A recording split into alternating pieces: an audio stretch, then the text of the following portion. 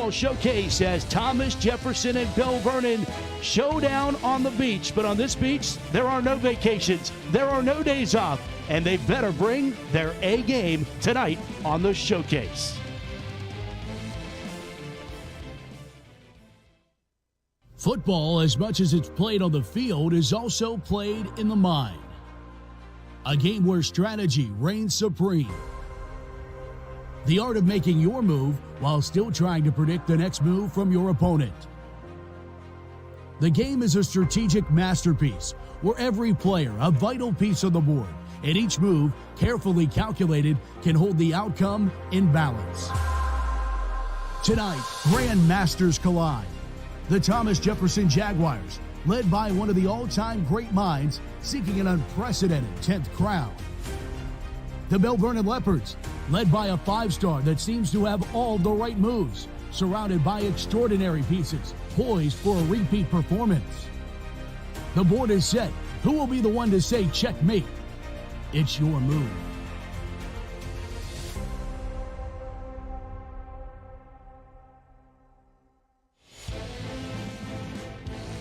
High above James Weir Stadium in Belle Vernon, Pennsylvania, more affectionately known as The Beach. Welcome to the Steel City High School Football Showcase presented by UPMC Sports Medicine. Tonight, it's the Belle Vernon Leopards holding the beach party against their rivals, the Thomas Jefferson Jaguars.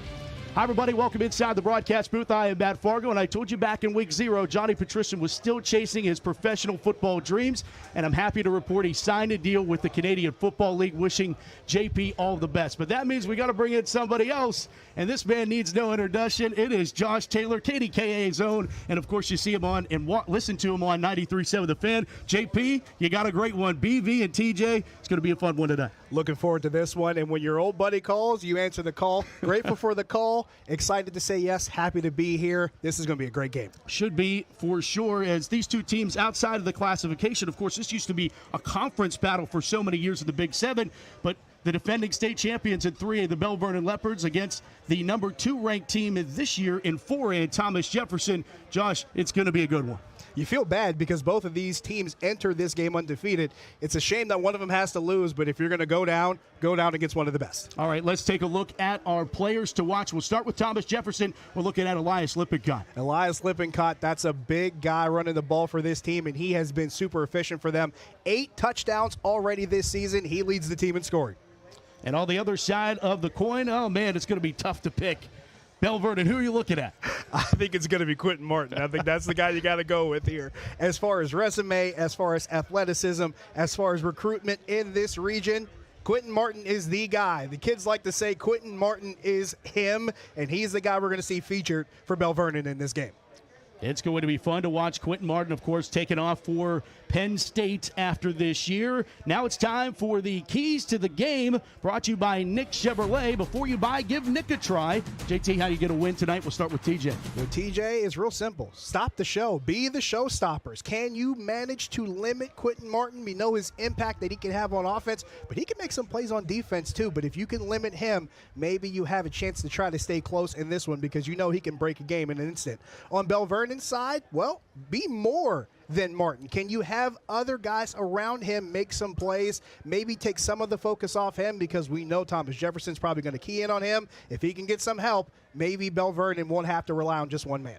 And, of course, Belle Vernon has won the last 3 meetings between these two teams. They have never won more than that, so we're going to have to see how that plays out in this series. Thomas Jefferson, Belle Vernon, let's do it. A Mon Valley showdown on the Steel City High School Football Showcase. Get ready. When we come back, we're kicking this thing off right here on KDKA+.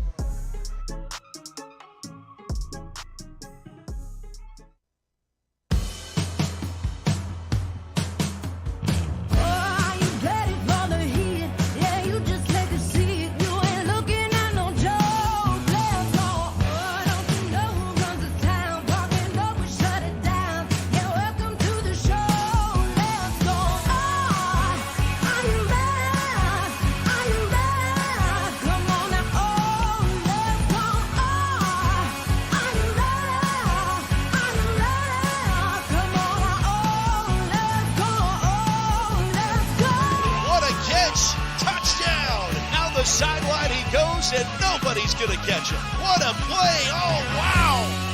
Put it all on the line, put it all on the line. I know it's the time. Oh, are you ready? Are you ready? Come on, oh, let's go, oh, let's go.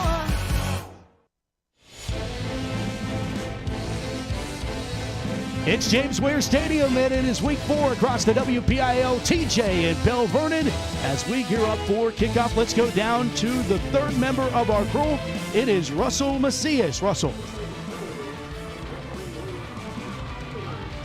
Thanks, Matt. As you can see tonight, we've got a packed crowd here in Belle Vernon. It's beach night. The students are decked out in their beach gear behind me. And while the beach might be very pretty, what's going to happen on the field tonight is not going to be very pretty. Two hated rivals are facing off in a game where it's going to be a very fierce rushing attack. Both teams are averaging over 170 yards on the ground. Where they differ, however, is perhaps the passing attack. Belle Vernon has not had a very strong passing attack for the year, whereas the Jaguars have had a very strong passing attack.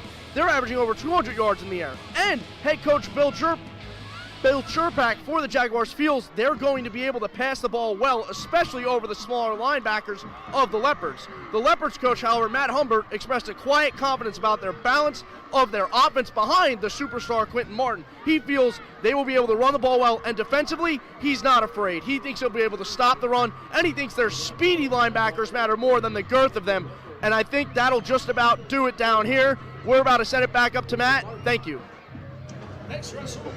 Thanks, Russell, and we're ready for kickoff as Belle Vernon will be ready for the Allegiant kickoff. Allegiant Federal Credit Union bringing you kickoffs as TJ, Belle Vernon, Josh ready to tee it up for the 61st time in this series history. This has been a matchup, like you mentioned it before we got started here. Belle Vernon has held the crown, if you will, for these last couple meetings. TJ, they're not used to losing this many games in a row to an opponent, and they're going to try to break that streak tonight. Certainly are, as we are teed up and ready for this one. It will be Quentin Martin back to receive, but as expected, a squib kick to kick it away from him. Picked up at the 30-yard line and has some blocking ahead. Just shy of the 40-yard line is where the Belle Vernon offense will get things rolling along as Debris Lightfoot on the return for the Leopards. And here is the starting offense for Belle Vernon. And, of course, they're led by quarterback Braden Locks. And, you know, for as much as we talk about Quentin Martin, we're going to take a look at the starting lineups here, as this will be the TJ offense. They're not out on the field yet. This is going to be the Belle Vernon offense that takes the field first, and it's Braden Locks leading things for these Leopards. Shotgun formation for Braden, and he'll throw on a slant pattern. It's Quentin Martin. Martin, a shoestring tackle by Sean Sullivan, pulling him down, but it's a first down, pick up at 16, already into TJ territory. Matt, Thomas Jefferson, head coach Bill Chirpak, talked to us before the game. He said he expected Belle Vernon to move Quentin Martin around the field. You see him lined up to the left side at the receiver position. He gets the quick slant, gets 16 in the first down. There's the starting offense for the Belle Vernon Leopards. Quentin Martin, Locks, but also an impressive running back in Jake Jetico that we're going to get to see a steady dose of his number 10 in the Belle Vernon lineup. First down at 10 for the Leopards, and there it is. Jetico off the left side, broke 2 tackles and turns his way forward to the 41-yard line, where it will be second down for the Leps. And, you know, TJ's defense last year in this game was able to really hold Quentin Martin. He only had 20 yards rushing. It was some of the mistakes, though, Bill Chirpak was talking about that really led to them losing last year. Yeah, he also talked about how, you know, this Belle Vernon team last season, by the end of the year, they had really figured things out. And he said a really important thing. They learned how to win. They got all the way to a state championship, and now that confidence carries over into this season. There's the starting defense for TJ. Lippincott, Banda, some of the key cogs. Sullivan obviously had a tackle already. As they go off the end around, it's Anthony Cruz on the jet motion to the far side boundary, shoved out just shy of the first down, sticks at the 35-yard line. Be third down and 1 here for BV. Man, I like what Matt Humbert's doing right now for Belle Vernon. They went to Quentin Martin with the first play. The second play, they go to Jetico. The third play, they go to Cruz. They are mixing it up and not letting Thomas Jefferson key in on one guy. They're using their weapons equally. And I think that's the thing about Belle Vernon that maybe isn't as talked about. Quentin obviously gets a lot of the publicity, but there's so much around Quentin in terms of this offense and defense and what they can do outside of him. As looks like TJ jumps and is going to hand free 5 yards over to Belle Vernon. That's going to be a first down. Talked about Matt Humbert, head coach for Belle Vernon. He's in his 10th season as head coach here at BV, and of course wins the state championship, wins the WPIO championship last year against Avonworth. Feel like they got over the hump in a lot of ways, winning the state title, and they certainly have enough in the tank to do it again as they'll drop down into 3A territory after tonight's game. So it will be first down and 10 for the Leopards. Motion again. Fake it is Locke's going to let it fly. Going for Martin here on the near side. In and through his hands, incomplete. Right in his pocket was Jason Salmon, the senior, 5'9", going up against the 6'3" Martin, and it goes incomplete. It's not every day when you have a cornerback that's giving up 6 inches and trying to make a play against the receiver. Quentin Martin tried to high point the ball. Salmon was right there. He didn't let him pull it in. Really tight defense there on the sideline. Second down and 10 upcoming here for the Leopards. They come into tonight 3-0. Matt Humbert electing to just have a scrimmage in that week 0. Not a lot of teams do it, but he feels like it's more controlled. He enjoys it and thinks that it helps long term throughout the season. TJ did play week 0. They are 4-0 coming into tonight, and it's faking it to Jericho. Lux dumping it off into the flat here on the near side. There's a flag down. Pass was completed to Zach Zielinski. The senior makes the catch, and we'll check our first yellow hanky of the ball game. Yeah, he went to the safety valve there. It looked like that play broke down at the snap, and he had some pursuit. Let's take a look at it here. There you see it. Had a man right there in his face. And that was Lippincott right there off the hop, and had to drop it off there, but we'll see what the penalty call is. So the penalty goes against. Yeah, they're just going to take the play. It's going to be 3rd down and 9. Was against BB, but Bill Chirpak taking the down. See a shot there. Good breeze in the house here in Belle Vernon tonight. Wonder if that will affect throughout the ball game. Martin in motion. Jedico gets the call, and he'll lower his shoulder into a sea of white jerseys. First on the scene for TJ, Vince Heller. Lippincott also helped finish him off as it will be 4th down and first time for decision time for BB. Got to admire the confidence in Bill Chirpak in his defense. He declined the penalty on 2nd down to get the 3rd and long, and they get the stop here. It's 4th and 7. Now, granted, Belle Vernon looks like they got the actually looks like keeping the offense on the field. I thought they were bringing special teams, but they're going to try to go for it here from the 27-yard line. Braden Lux operating out of the shotgun on the 27-yard line. Lux rolling to his left, throwing, got his receiver. It's Martin at the 15-yard line, and he loses it out of bounds. It'll be a first down for the Leopards. And why not go to 25 on 4th down? And he comes up and gives the Leopards a fresh set. This time around, Belle Vernon goes on the rollout. They take it to the opposite side. Quentin Martin. This was a tight window to get this ball into. 2 defenders around him. But Locks gets it there. Martin holds on to it at least until he gets near the sideline. Almost gave it up there, but it goes out of bounds. They retain possession. They've got a first down at the 15. Yeah, that was Sean Sullivan trying to poke away at the ball there. Just ran out of real estate. If he was Johnny Patrician in the CFL, would have had a little bit more room. That would have been a fumble. First down and 10. Handoff, it's Jedico off the left side. Not much doing. Coming up for Thomas Jefferson is Coper Cameras. Be 2nd down, and there is an injured Leopard down. Looks like tight end Aiden Johnson is the one down, but he's back on his feet here. But he went down immediately before the end of that play. And give Thomas Jefferson credit. They were right there shooting those gaps off the ball, and they made it really hard for Jedico to find space. And he got no gain on. Actually, we thought it was no gain. They're going to give him 2. I'm surprised they gave him that kind of spot, Matt. Yeah, all the way to the 13-yard line now. Where it is 2nd down and 8 for the Leopards. Opening drive, similar to what they did with Penn Trafford, just a methodical drive. You think of Belle Vernon, a little bit more splash play with Quentin Martin, but they like to time of possession, keep the other offense off the field. And he will go on a 2nd down and 8 from the 13. Back to pass as Locks has all day to throw. Now here comes some pressure. He'll lob it towards the near side. It's caught by one hand and in for the touchdown, Anthony Cruz. Oh, you've got to be kidding me. This is one of those plays. You're going to see this the rest of the season. Unbelievable. Watch how he goes up and gets this ball, Matt. And he was under pressure here. Locks had to roll out to his right. He just heaves it up there, and Cruz just goes and gets it with one hand. That is something you're going to see on every recruitment tape this young man sends out. Unbelievable. Great play by Anthony Cruz, and Belle Vernon's on the board first. Oh, that could be on You Got Mossed this week.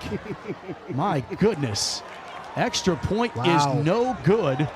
Extra point by Willie Schwerer was no good, but Belle Vernon gets on with a statement. Big time catch has the Leopards leading 6-0. We're back to the beach after this of the Steel City High School Football Showcase on KDKA+.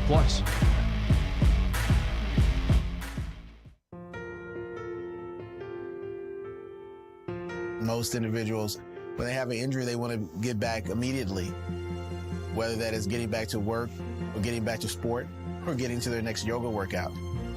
We really want to give them pain-free function and mobility as best we can for the extent of their lives, so they can be active, so they can enjoy being with their loved ones.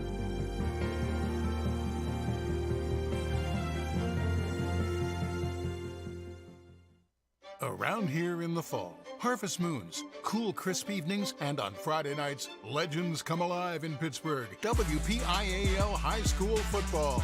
Allegiant Community Federal Credit Union is a proud sponsor of the Steel City Game of the Week. Allegiant salutes the players, the fans, the cheerleaders, and the parents. Allegiant Community Federal Credit Union. 5 locations and a sponsor of this WPIAL High School Football broadcast. Why call 2 men in a truck? If you're like Joe, you need to move your business without moving a single meeting. The word stop isn't in your vocabulary. You want it handled with no hitches, no glitches, and no sweat. That's why you call 2 men in a truck. 2 men in a truck. Panera's You Pick 2 means when part of you wants crispy, crunchy, fresh, and part of you wants melty, smoky, peppery. Both U's win big. You pick 2 and get more. Cater your next event with Panera. And we welcome you back. Tonight's community sponsor, thanks to Corleone's Bar and Grill, located community restaurant located in Ross Draper Willowbrooks Plaza. They offer Italian food, classics, and modern American dishes such as pasta, pizza, wings, sandwiches, and steaks. They offer full-service bar and signature cocktails. Daily specials can be found on their website, corleonespa.com. Starting October 2nd, they will be open 7 days a week, 11 to 9 p.m. Thank you to Corleone's Bar and Grill. Well, that's a way to start, JT. 6-0. The Leopards get it in on a 13-yard pass and catch. And Lux was just throwing that one out there. He had a bunch of pressure. He's just lobbing it up, making his player make a play. Yeah, just trying to survive and not take the sack deep in the backfield. He puts it up there, but he trusts his own guy, Anthony Cruz, to make a play, and he did that. He announced his presence with authority, and we have our first score of the game. Willie Schwerer has this one teed up to the Jaguars now. Sullivan on the return for the 12.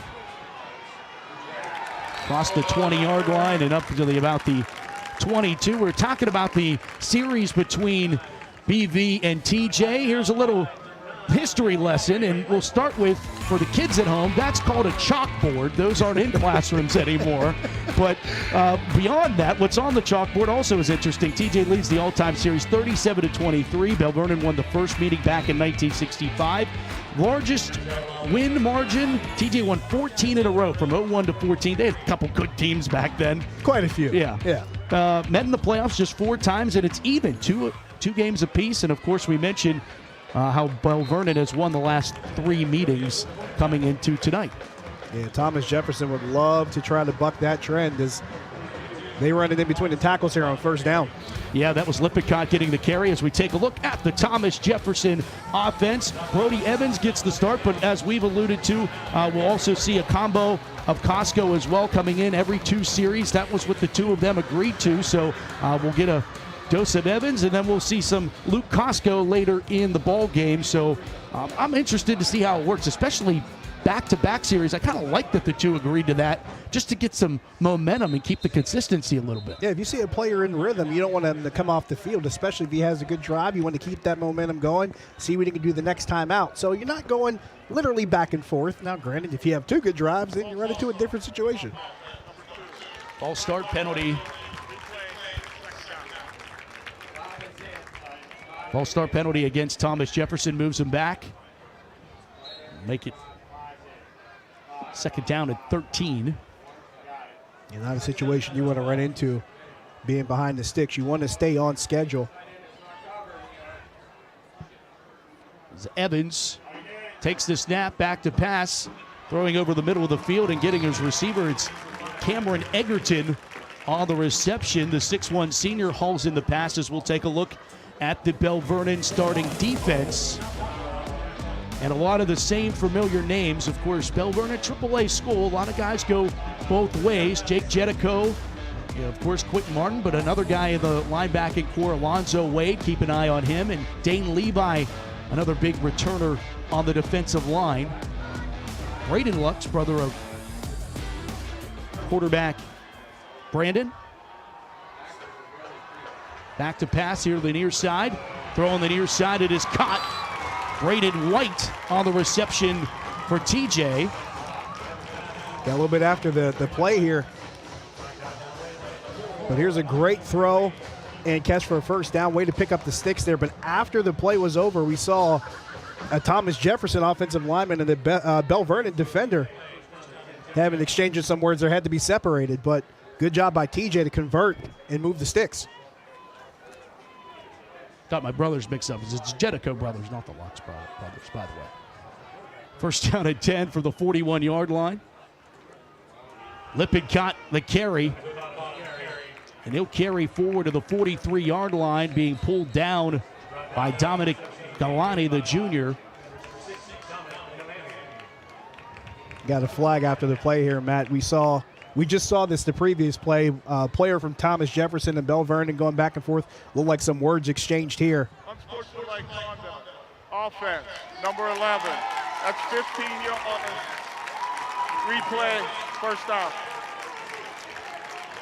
Yeah, we literally just talked about this, Matt. We saw this after the play in the previous play. A couple players having some extra words. This time around, the officials saw it, probably heard something they didn't like, and they threw the flag immediately. And you don't want this to get out of hand.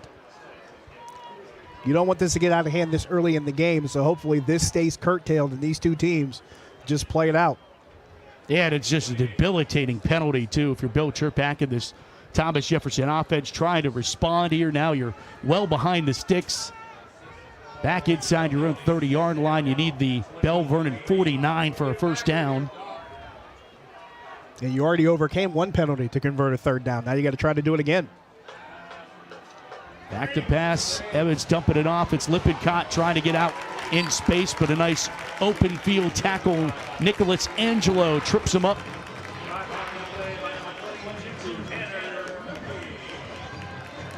It'll be third down coming up here for TJ. You see Tanner Moody there on the tackle, bringing Lippincott down to the ground. They got about 6 yards of it back from that 15-yard penalty, but still, it's a lot to overcome. So TJ looking at 3rd and long on their own 34-yard line.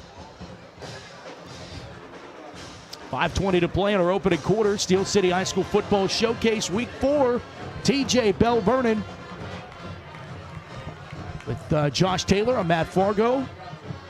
Russell Macias down on the sidelines as we're going to go deep here. Evans nearly intercepted. Intended for Sullivan. And almost Belle Vernon pulling off some highlight reel catches on both sides of the field here, but it goes incomplete.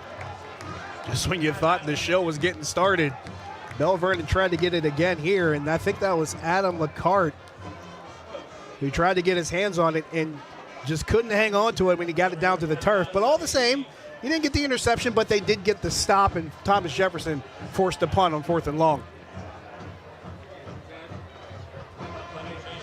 Brody Evans does the punting duties for TJ. Evans will try to kick this one away from Martin. Doesn't get a whole lot of it. And they're going to mark him out at the, he's still walking up. 46-yard line is where Belle Vernon will get it when we come back. They lead it 6-0 over TJ. It's the Steel City High School Football Showcase presented by UPMC Sports Medicine on KDKA+. Pittsburgh. Its long and proud heritage is beautifully preserved in the awe-inspiring buildings that surround it. In the places where we live, where we worship, and where we play.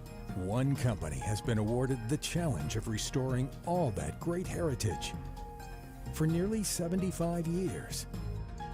Mariani and Richards, restoring the heritage, preserving the pride.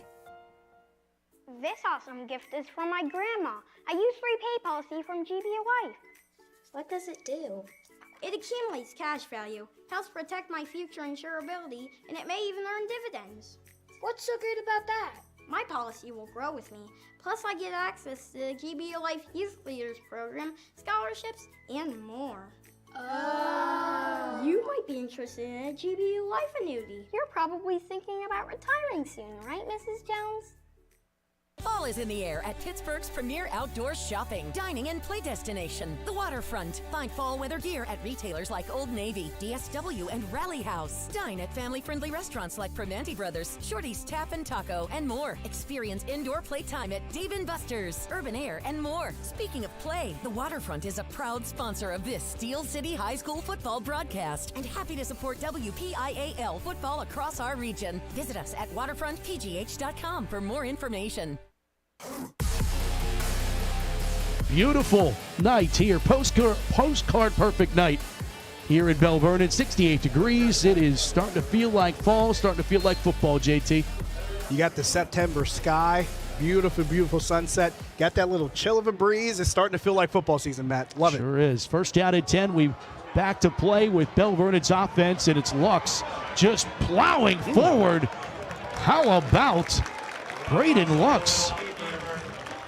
As he'll plow forward to the 50-yard line, and took a whole host of white jerseys to bring him down. It looked initially like he was stopped at the line of scrimmage, and then he got a little push in front of him, and then he got another push in front of him, kept the legs turned, they had another push in front of him, and what might have been no gain turned into 4 yards on first down. Yeah, it is 2nd down and 6 at the midfield stripe for BV.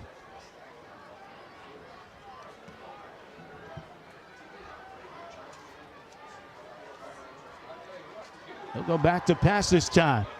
Throw it down the far sideline, down the numbers, and there was jockeying all the way, pulling, and we're not going to get a flag here some way. I don't know about this one, JT. Colton Lee was the intended receiver. Now, here's why I think there was no flag. First of all, this was an underthrown ball, but these two went back and forth the entire way down the field, and you see it there. That ball was tremendously underthrown.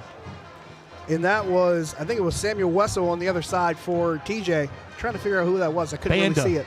It was Michael Banda. There you go. Yep. Michael Banda. And they were going back and forth. Both had hands on each other. So it was one of those 50-50. Maybe you let them play. But then the fact that the ball was so well underthrown probably made that decision for them. Timeout taken by Belle Vernon. Timeout. They take their first time out of the ballgame. 4:08 to play here in the first quarter. 6-0 Leopards lead. And as we have a battle this week, JT is incredible. Bunch of battle of undefeateds. We have one here tonight. And let's take a look at the WPIAL Insider Top 25. This is all classes. He just puts them all together and sees where everybody stacks up. The battle between 1 versus 2, that's happening tonight in Wexford as Central Catholic plays North Allegheny, or if you're a North Allegheny fan, they're playing the Western PA Vikings. I'm sure you saw that on social media. Oh, yeah, that went back and forth quite a bit. Western PA versus Wexford, I guess you can call it. That's right. There you go. Right. Peters Township at 3. You see Belle Vernon there at 4 with Quips at 5. TJ not far behind at 6. Penn Hills drops to 7 after getting upset by Moon last week. And we'll see the Avonworth Antelopes next week against West Mifflin. But there you go, top 25 thanks to Whitfield Insider. Out of the timeout, motion Quentin Martin, and I think they got 2 guys moving at the same time, and it's going to be a false start. 88, offense, 5-yard penalty, replay, third down. Got the official mic'd up tonight. This is a nice luxury.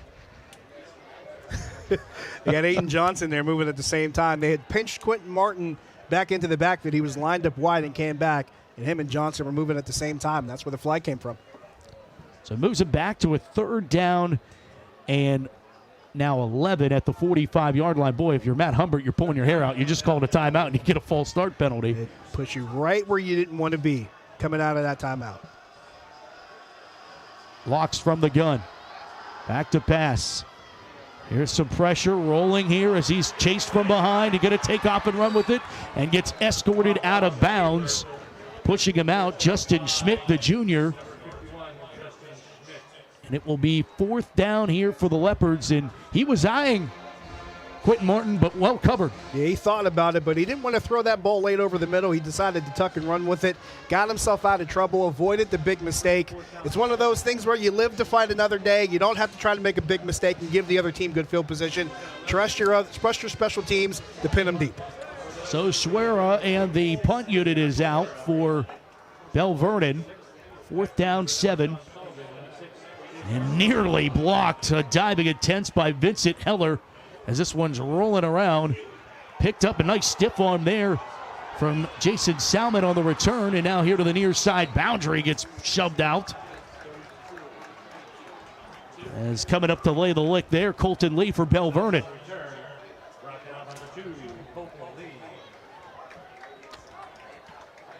Coming up tomorrow, well, we have high school football for you all season long here on the Steel City High School Football Showcase. That next week I mentioned West Mifflin in Avonworth. We'll have that for you next Friday night. And then who is going to be the fan choice week teams? We'll have that for you at halftime. But there you go, coming up next Friday night, West Mifflin and Avonworth. Is right, incomplete. As Evans well behind the intended receiver there, and Braden White, 2nd down coming up. Yeah, he was trying to give them on the screen there, but it was really, really way overhead. Never really had a shot at it. I don't even think White really made an attempt at it because it was so far overhead, and that's not how you want to start. After you come off the punt, you're already trailing by 6. Your last drive stalled out because of penalties. And you come out here, and now you're looking at a 2nd and 14. Actually, I'm 2nd and 10 if I'm not mistaken. Oh, it's 2nd and 14. Yep. They're going to say that was backwards. They're going to say it was a backwards throw, so it was considered a fumble. So yeah, 2nd and 14. Back to pass, throwing over the middle of the field and well behind the intended receiver and Sean Sullivan. Sullivan is number 4 in the WPIL all classes in receiving coming into tonight. 25 receptions for 11 in White. And there's another flag down. Brayton White was pretty upset about something here. Number 2 for Thomas Jefferson coming off the field. He was pretty demonstrative coming across to the sideline. So we'll see what the call is. Legal shift, offense. That penalty's declined. It'll be 3rd down. Both teams exchanging these chess moves and declining penalties to make it 3rd down. I don't know. I think I roll the dice and take that one because you're getting into danger zone territory. Actually, last year, Thomas Jefferson fumbled the football on their own 10. It was one of the scores Belle Vernon had. And we've seen both coaches actually decline penalties on 2nd down to force a 3rd down. Evans goes back to pass, looks here near side, got his man in Braden White, and White here to the near side boundary has a Thomas Jefferson 1st down. Both coaches tempted fate by declining penalties on 2nd down. It paid off for Bill Cherpak, but not for Matt Humbert here, as White was wide open near the numbers. All he had to do was haul it in and find some tan space, if you will. Not green grass, but some tan turf. Picked up a little bit extra. He moves the chains. We get whistles before this first down play from the TJ 44-yard line.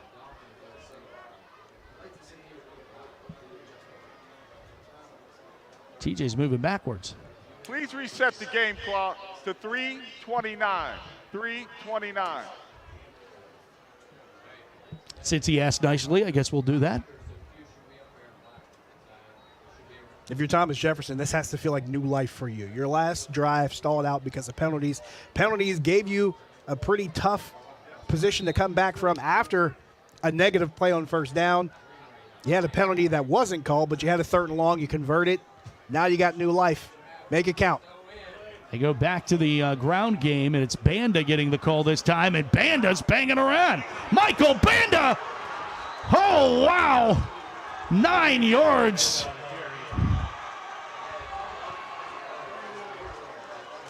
We saw Banda making a play on defense and coverage the last time out. Here he is, just taking hits, absorbing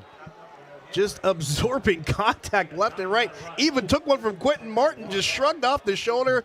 Martin got his arms around him and said, I'm not letting you get away that easy. Said the shoulder might not have worked, but I'm going to just wrestle you to the ground. But it didn't matter. He still got 9. Banda came in leading on the ground, 318 yards coming into tonight, 6 touchdowns. Second best on the team. Evans has all day to throw. Will throw too tall for Braden White on the near side, who had shrugged off a little bit of coverage from Colton Lee and created some space, just couldn't get it to him. Yeah, receivers always talk about that they're open on every play. Braden White's been open quite a bit so far in this game, and he was open here coming across the middle, just a little bit too much on it. Couldn't get to it, only got one hand on it, but if you put that throw on target, he's got a first down and more. He's probably run up the sideline. And now it's 3rd down and 1 at the Belle Vernon 47-yard line.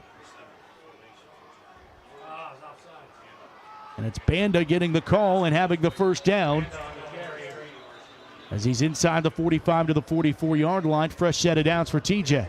Good job by Thomas Jefferson making some space for Banda up front. Right before the snap, you saw Belle Vernon shift on the line toward the left side. Thomas Jefferson came back across the face of the defense. They went in the opposite direction, off center to the right side, or off guard, if you will. They picked up enough to move the chain, so good job by TJ. It'll be 1st down and 10 for TJ at the Belle Vernon 44-yard line.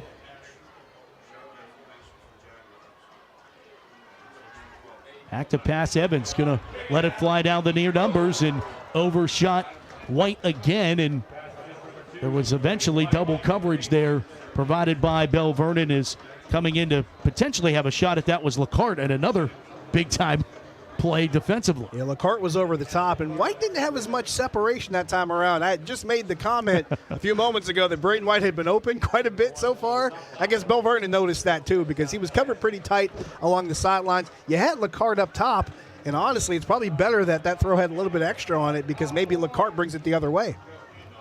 Handoff goes to Banda, and this time Turf Monster gets him. Gets tripped up. Picks up 2 yards. Yeah, I think Tanner Mooney might have reached out there and got a hold of the foot when he went through the hole. Otherwise, maybe he's still running, going toward the end zone, but turns into a gain of only 2. So we got a 3rd and 8 here for Thomas Jefferson, but they're on the Belle Vernon side of the field, and they're starting to threaten. It's kind of interesting to see that White never entered the huddle there for TJ. Motion is Salmon into the slot top of your screen. Evans goes back to pass, throws a slant route, and it's batted down. Getting in that passing lane is Tanner Mooney. The senior called his name a few times already, and it's a complete 4th down for TJ. So back-to-back big plays on defense by Mooney. He gets the shoestring tackle on 2nd down. This time he bats it down on 3rd down. And you mentioned that Braden White hadn't entered the huddle for TJ. Guess it didn't matter because they went in his direction, but good job by Mooney to be in the right place at the right time and force the incompletion. Brody Evans, considered a smart guy, 3.9 GPA in the classroom. Also plays for Coach DeSico on the hardwood. Looks like a pooch punt opportunity for Evans, and Bunt is rolling down there and then muffed and rolls out of bounds. Really a best case scenario if you're Belle Vernon, because if you leave that there, you're probably at the 2. If you scoop it up and fumble it, then that's a problem in its own right. So Belle Vernon going to take over here offensively with a 6-0 lead. We're talking about the battle of these unbeatens. Here is Belle Vernon's road to get to this game, 3-0. Taking down Laurel Highlands, who, of course, without Rodney Gallagher, it's a little bit of a rebuilding year there, but they got some young guys coming up. Laurel Highlands could turn it around. McKeesport, a thriller here at James Ware Stadium in a 21-14 game, and then last week taking down Penn Trafford 21-0. Going to Penn Trafford to win that game 21-0. That's usually not an easy place to win, especially like that. Martin is motioned into the backfield. Fake it to him. Locke's going to throwing over the middle, and nobody's home. Well overthrown, incomplete. Yeah, I think Anthony Cruz was his intended target, and that was way over his head, too. Take a look at it here, Matt. The middle of the field was open, and Cruz is there. And I honestly, there may have been some miscommunication there because Cruz actually stopped while the ball was in air, and then it sails over his head, and he looked pretty confused about that one. So it makes it 2nd down for the Leopards.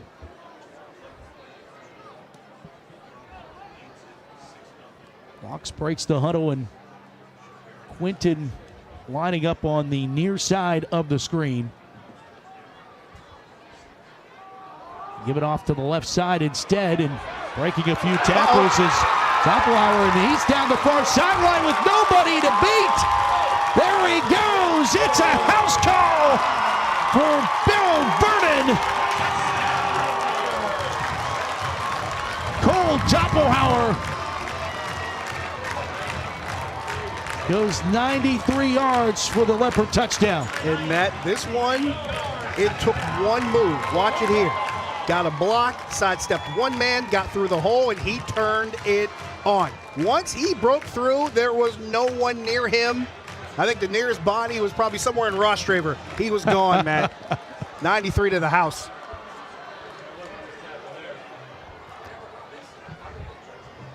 $93-yard touchdown for the Leopards to take a 2-touchdown advantage. And I think maybe the Thomas Jefferson defense was doing what I was doing. Where's Quentin Martin at? Where's 25? And that's what a lot of teams are going to do. Bill Churpak pretty much said as much. When you put the focus on him, you forget the other guys that you have, and you got to deal with them as well. Doppelauer made him pay.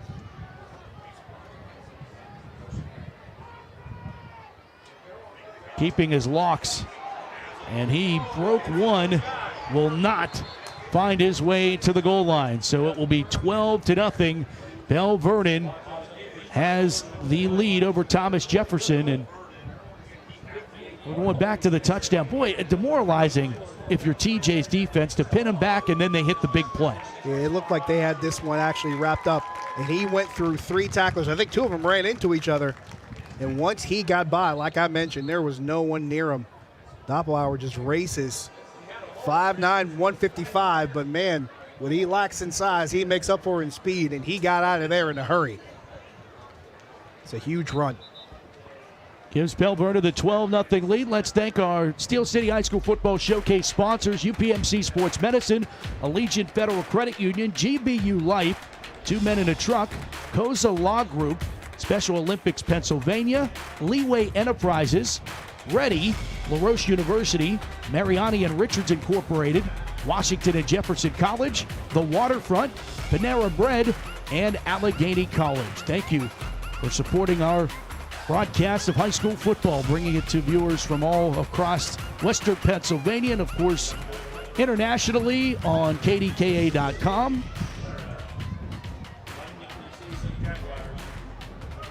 It is the beach party theme by the Green Gang tonight.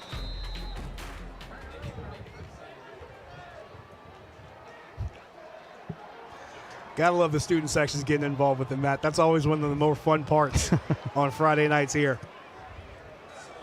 Sullivan on the return here for TJ across the 20 and gets pulled down from behind. Great special teams tackle by Colton Lee.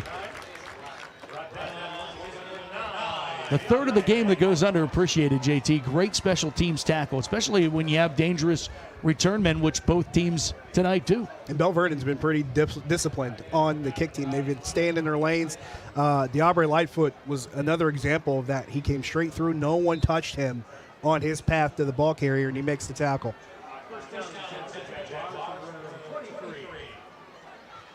First down and 10 for TJ. It's going to be our first look at Luke Costco handing it off the left side and get us a link. This goes to Banda. But Colton Lee and DeAubrey Lightfoot. How about a sophomore? You just mentioned him, JT, on special teams and now coming up on the defensive side. Yeah, he closed in here, and good job by Belle Vernon. They shifted once again right before the snap. They've done a lot of that. Right before the snap, they're shifting into place, not letting Thomas Jefferson know where they're going to be, and they shot gaps there, and all Lightfoot had to do was clean it up and keep it to 2 yards. Second down at 8 coming up. Should be the final play of the quarter. Back to pass. Costco. Comeback route to Sullivan, right on the money for a first down. A good job there on the comeback route. Not to mention that you had a good throw here to the outside, kept it away from the defender, good route, and put it right where Quentin Martin couldn't get to it. And Sullivan moves the chains for a first down. And what goes out of bounds, which stops the clock with 8 seconds left in the first quarter. So Sullivan proves me wrong.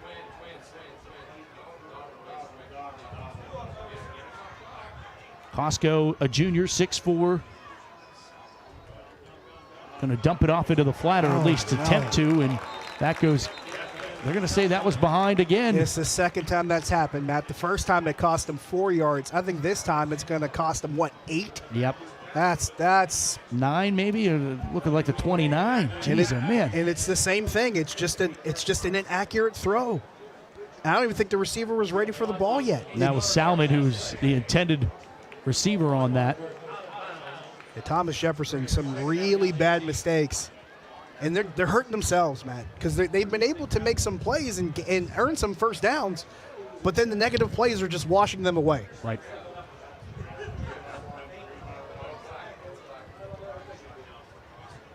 Costco goes from the gun now at 2nd and 18. Let it fly, trying to run under this one. Oh, just couldn't pull it in. His right, Vincent Heller. He almost had it. That was a beautifully thrown ball by Costco. But that's the way this first quarter will come to a close. With Thomas Jefferson trailing Belle Vernon. It's our Steel City High School Football Showcase presented by UPMC Sports Medicine. We'll be back for quarter number 2 on KDKA+. Unsportsmanlike conduct, defense, number 22, 15 yards. It'll be second down. Well, there you go. Come back, another reason to do it. Are you an aspiring entrepreneur, a dreamer with a passion for success? With Koza Law Group, your journey starts now. Whether you're dreaming of a small startup or envisioning a global empire, we're here to guide you every step of the way. Starting a business shouldn't be scary. It's about embracing the spirit of innovation, taking calculated risks, and believing in your potential to make a difference. We are more than just legal advisors. We are redefining legal services. Contact us today to experience the Koza Law difference. Here at Loway, we have a pretty vast array of customizable promotional products, from pens, signs, mugs, water bottles, really anything you can think of. Some of the main services we provide here are screen printing, embroidery, and promotional products. What really sets us apart from our competitors is our on-staff design crew and our customer service. We can really help take your branding and marketing to a new level. The main thing you can expect from us here at Loway is quick turnaround times and a really high-quality product.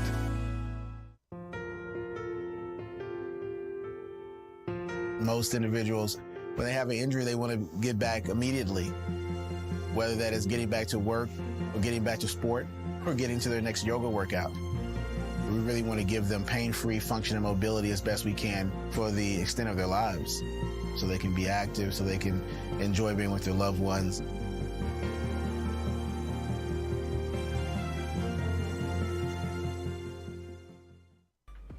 Maya, can you come in here, please? Yeah, Dad, what's up? Is that your brother on the TV? Yeah, that's my brother. It looks like it's tonight's game. But how can that be your brother? I have never missed a single game. We couldn't do it tonight. Remember, you broke your foot. Right. Well, I don't know who's putting on this production, but without them, I'd be missing this.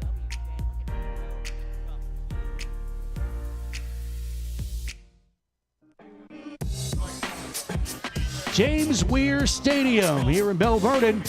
Leopards have a 12-0 lead over TJ. Steel City High School Football Showcase alongside Josh Taylor and Matt Fargo with you, our JRM production crew, bringing you all the sights and sounds of tonight's bowl game. As after the unsportsmanlike penalty call, it's now 3rd down and 3, and keeping it off the left side for TJ is Costco, and Costco picks up a 1st down. Yeah, Belle Vernon did Thomas Jefferson a favor with that unsportsmanlike conduct penalty. Kind of washed away that faulty screen pass they tried earlier in the drive, and Costco had all that space off the left side. He went 4 or 5 yards before he even encountered a defender. But I got to point this out, Matt. After that play, there were a couple players still tangled up. They have to be careful with this because they just had a penalty before this play. You don't want to see this cascade and get worse.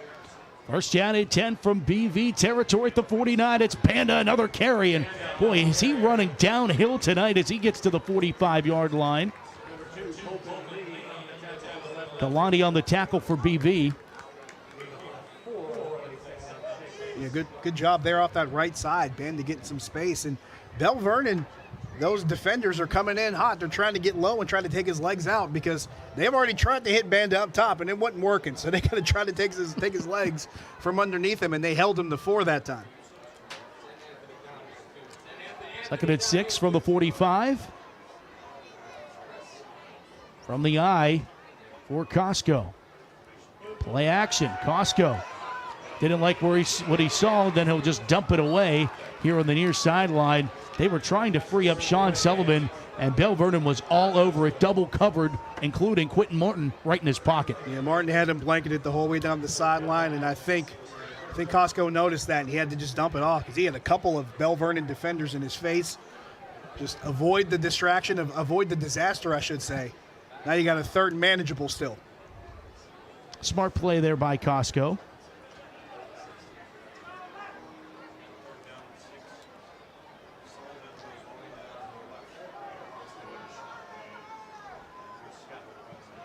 Costco with Banda to his right. On 3rd down and 6. And some whistles. Timeout. White. TJ going to call a timeout. It's their 1st to the half.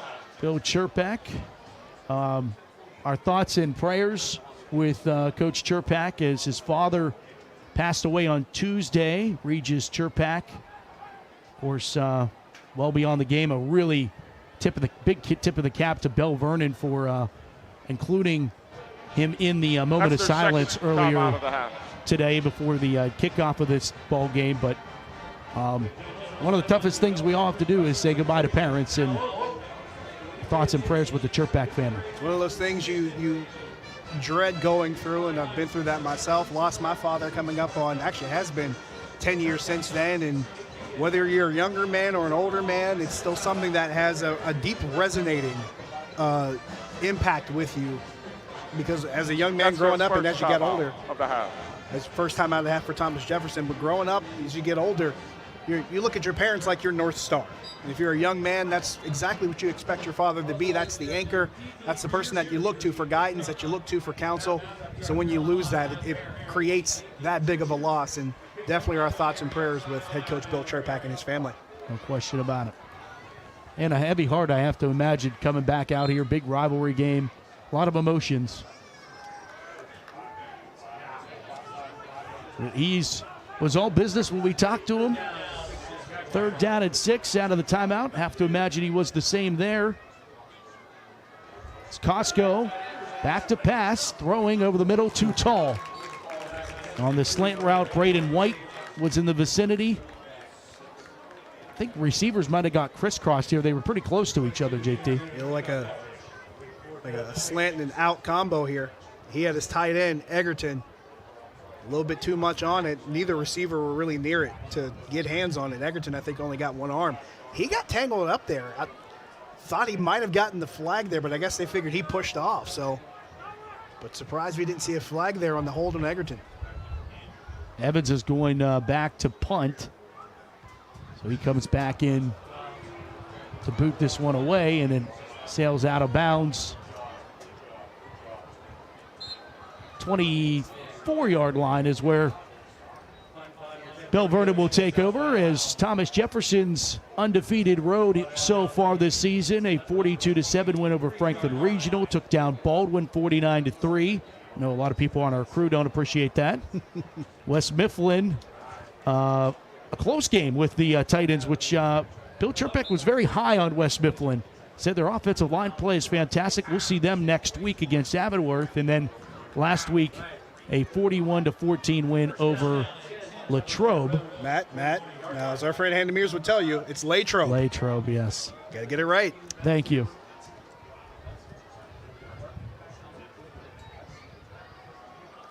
Quentin Martin was the decoy on that play and had everybody in the stadium fooled, including the Thomas Jefferson defense. But Locks keeps it, and the rest of TJ figures it out eventually. Yeah, they figured it out when it mattered. And he also he almost dropped it. You saw it kind of spin around, and it took Brayton White to clean that one up. But almost a turnover there. Maybe some wires crossed on that exchange.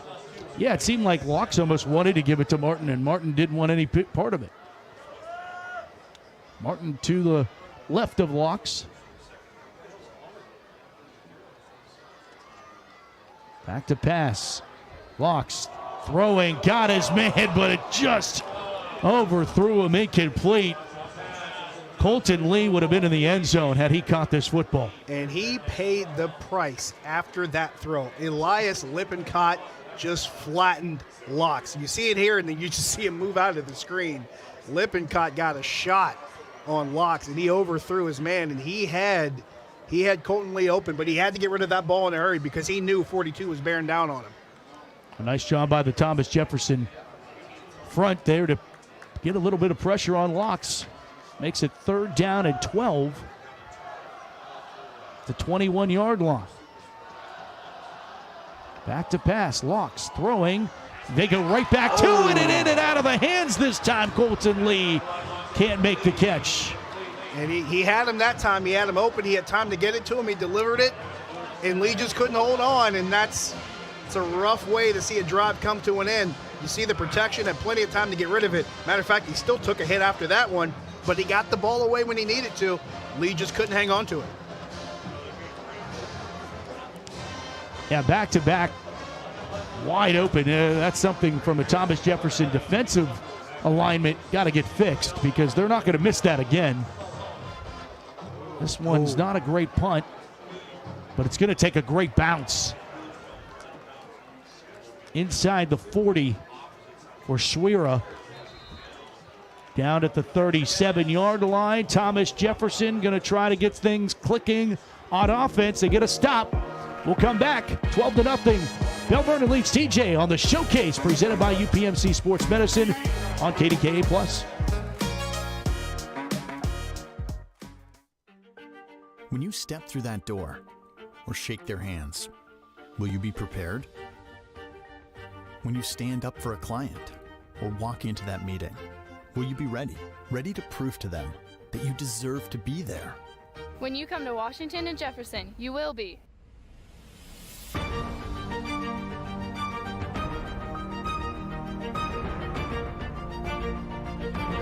Washington and Jefferson College. Are you ready? Panera's You Pick Two means when part of you wants crispy, crunchy, fresh, and part of you wants melty, smoky, peppery. Both yous win big. You pick two and get more. Cater your next event with Panera.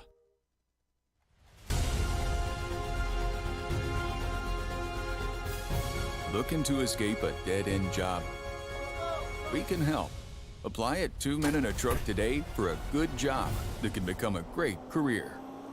Around here in the fall, Harvest Moons, cool, crisp evenings, and on Friday nights, legends come alive in Pittsburgh. WPIAL High School Football. Allegiant Community Federal Credit Union is a proud sponsor of the Steel City Game of the Week. Allegiant salutes the players, the fans, the cheerleaders, and the parents. Allegiant Community Federal Credit Union. 5 locations and a sponsor of this WPIAL High School Football broadcast. Welcome back to the Steel City High School Football Showcase. Want to thank tonight's community sponsor, Willowbrook Car Wash and Detailing, the only state-of-the-art car wash in the Mon Valley. Their tunnel wash and 24-hour touchless system are newly renovated with the latest technology to clean your vehicle. Sign up today for Unlimited Car Wash Club for only $30 per vehicle. Visit Willowbrook at 4672 Route 51 South or online at willowbrookcarwash.com.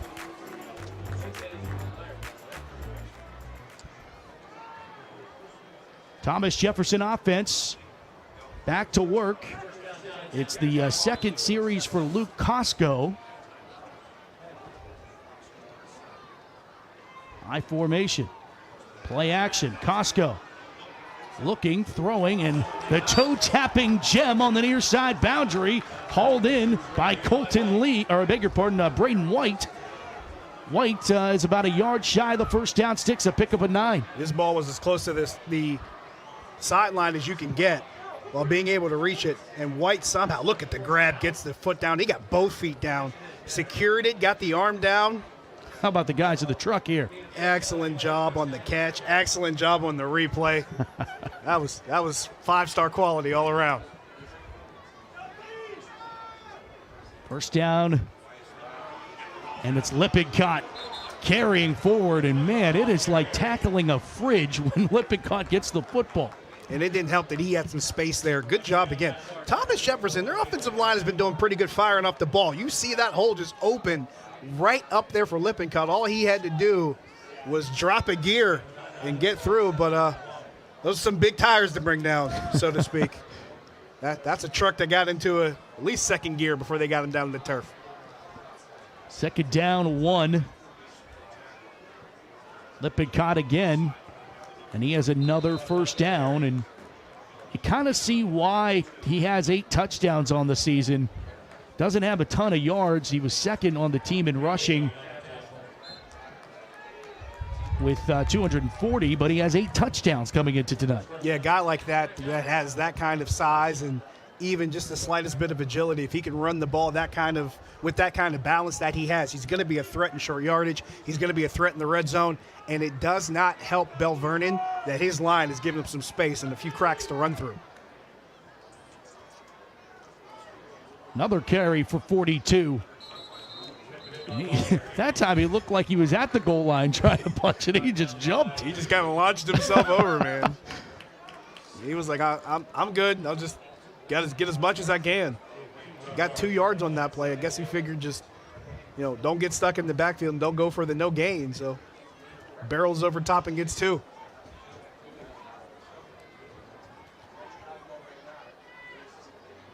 And they're sticking with this pair. They're going I formation and just going straight at Belle Vernon's defense right now. Costco, play action, rolls out near side, going to let it fly, trying to get into the hands of Sullivan inside the 10-yard line. It's Sean Sullivan on the pass completion. And how about this connection? Matt, you want to talk about a tight window? That's as tight as it gets. Right inside the arm of Quentin Martin, and Sullivan secures it. Coming right to your living room, folks. But man, what a throw, what a catch.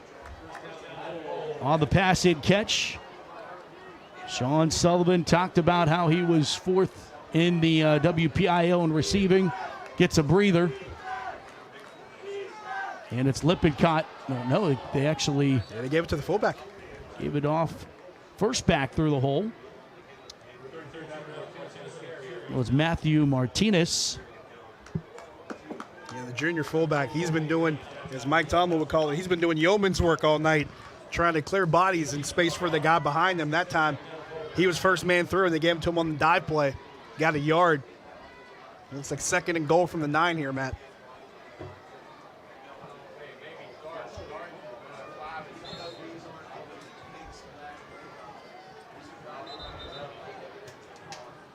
I think we've got a timeout Here call is here, the Matt. timeout. Thomas Jefferson calls Timeout. timeout. Offense. That's their 2nd timeout of the half. So 2nd timeout taken here, 12-0. An imperative drive for TJ to get points here. As they're going to try to punch this thing in here and cut the deficit in half, at least. It was a good opportunity for TJ, too. They've had a handful of drives here that haven't worked out for them. They had a couple stalled because of penalties. They had one just missed opportunity on a 3rd down. Now they're driving deep into Belle Vernon territory. Got a chance here inside the red zone. You want to get 6 out of this drive and try to cut this deficit at least in half before the PAT. Now let's go down to Russell Macias. Russell. Thanks, guys. And yeah, I just got to say, it has been very loud here all game long, especially with all of the deep shot passes that have been attempted by both sides. The Jaguars finally connected on one there, and their side of the crowd erupted. Both student sections, every penalty getting after it. It has been loud. Even the sideline judge to my left remarked how loud and fun and exciting an environment it is for these young men battling it out on the gridiron. Back up to you guys. It's one of the great rivalry games of the WPIAL. That's why they played this game 61 times now. I can't lie. I've been enjoying the Thomas Jefferson band. They're getting it going over in the crowd there, too. Great. Love it. Throwing end zone in and out of the hands. Costco trying to hook up with Egerton. And Colton Lee was right there to get a hand on it. Take a look at it here, Matt. Off the play action. Coming right across here. And Lee broke this one up, looking for Egerton. And Lee probably thought maybe he should have had both hands on it, bringing it the other way, or possibly a touchback. Probably thought he should have intercepted that ball, but good coverage nonetheless to break it up. So it's 3rd down and goal here for TJ from the 9-yard line. And there's more whistles. And did TJ want to burn another one? Yes, Yep, they do. They did. Timeout, Thomas Jefferson. Offense. That's their 3rd of the half. Not used to the official. Yeah, thank you. Coming up tomorrow, we have more football for you on KDKA Plus as Teal takes on W&J. Should be a great matchup. 1 o'clock tomorrow on KDKA Plus. Home of the Presidents. Washington and Jefferson had a big win last week. Took down Westminster. Not every day you see a president take out a Titan. We're talking about it from the nickname standpoint. Had to throw that in there. It's too easy. Sometimes it's just too easy. You know, that's a joke that only our good friend Mark Cavalli would appreciate. One of Belle Vernon's finest. Shout out to Cavalli. He actually sent me a text after this game started. He told me to drop his name out here for superstar treatment. So if things go bad, Mark, I'm blaming you. Yeah. You're my first phone call. If your car's not here when you get back out there. I'm telling you, I'm calling him. Costco back to pass on 3rd down and goal, throwing on a slant pattern, and it's incomplete. Yeah, he was looking for, I think, Salmon there, and he fell like he slipped to the turf. So you mentioned our conversation with Bill Chirpak. Oh, we got tangled up. Salmon and Sullivan got tangled up. Let's watch it again here. They just ran right into each other. Oh man, that's rough. Although, with the timing of that pattern, I don't know if the receiver could have got out there regardless. Yeah, that was handful of wires crossed on that one. So they are going to go ahead and kick the field goal attempt here, and it is good from Samuel Wessel. Through the poles. Thomas Jefferson's on the board. An interesting decision there for Bill Chirpak to kick the field goal, but he's taking the points. That's a tough 3rd and goal from the 9's pretty tough. So they're going to take the points on the Wessel field goal. And it doesn't help that this offense got into the red zone and started to get a little out of sync there. It's kind of difficult to convert a fourth and goal from the 9-yard line when you have clearly some issues on your offense, just some things that aren't in sync right now. So you take the points. You hope to get a stop before the half. Maybe you get the ball back before the half if you keep it pretty quick here on that stop. And if you don't get it back before the half, maybe you try to regroup during halftime and figure out how your offense can finally get into the end zone. It took that long in this first half just to get inside the red zone. Then they get there and have a couple more problems and shoot themselves in the foot. There you were talking about Thomas Jefferson's band, JT. There they are. One of the best in the land. They were playing some lowrider before. Okay. Having the ball with that one. Gotta love it. It's one of my favorite things, Matt, about Friday night. You heard Russell talk about it before. The sidelines are getting into it. The crowd is heavy.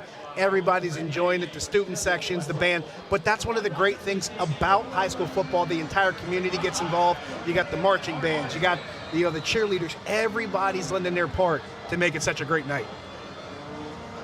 Squib kick. Trying to keep it away from 25, but Doppelhauer has proved that he's just as dangerous. Had a 93-yard touchdown earlier tonight from the 35-yard line. Belle Vernon offense back there, and with 6:45 to go in the first half, JT, this is an opportunity for Belle Vernon to start removing some doubt about this ball game if they could go down and punch another one in here. Yeah, they've been able to keep Thomas Jefferson out of the end zone on defense. Granted, some of it has been by Thomas Jefferson's own hand, but they've been able to dodge that bullet. Now you got a chance. You got a little bit less than 7 minutes, and this offense doesn't need long to get down the length of the field. They've got pretty decent field position. Let's see if you can get another score before the half and get yourself a cushion going into the break. Locks.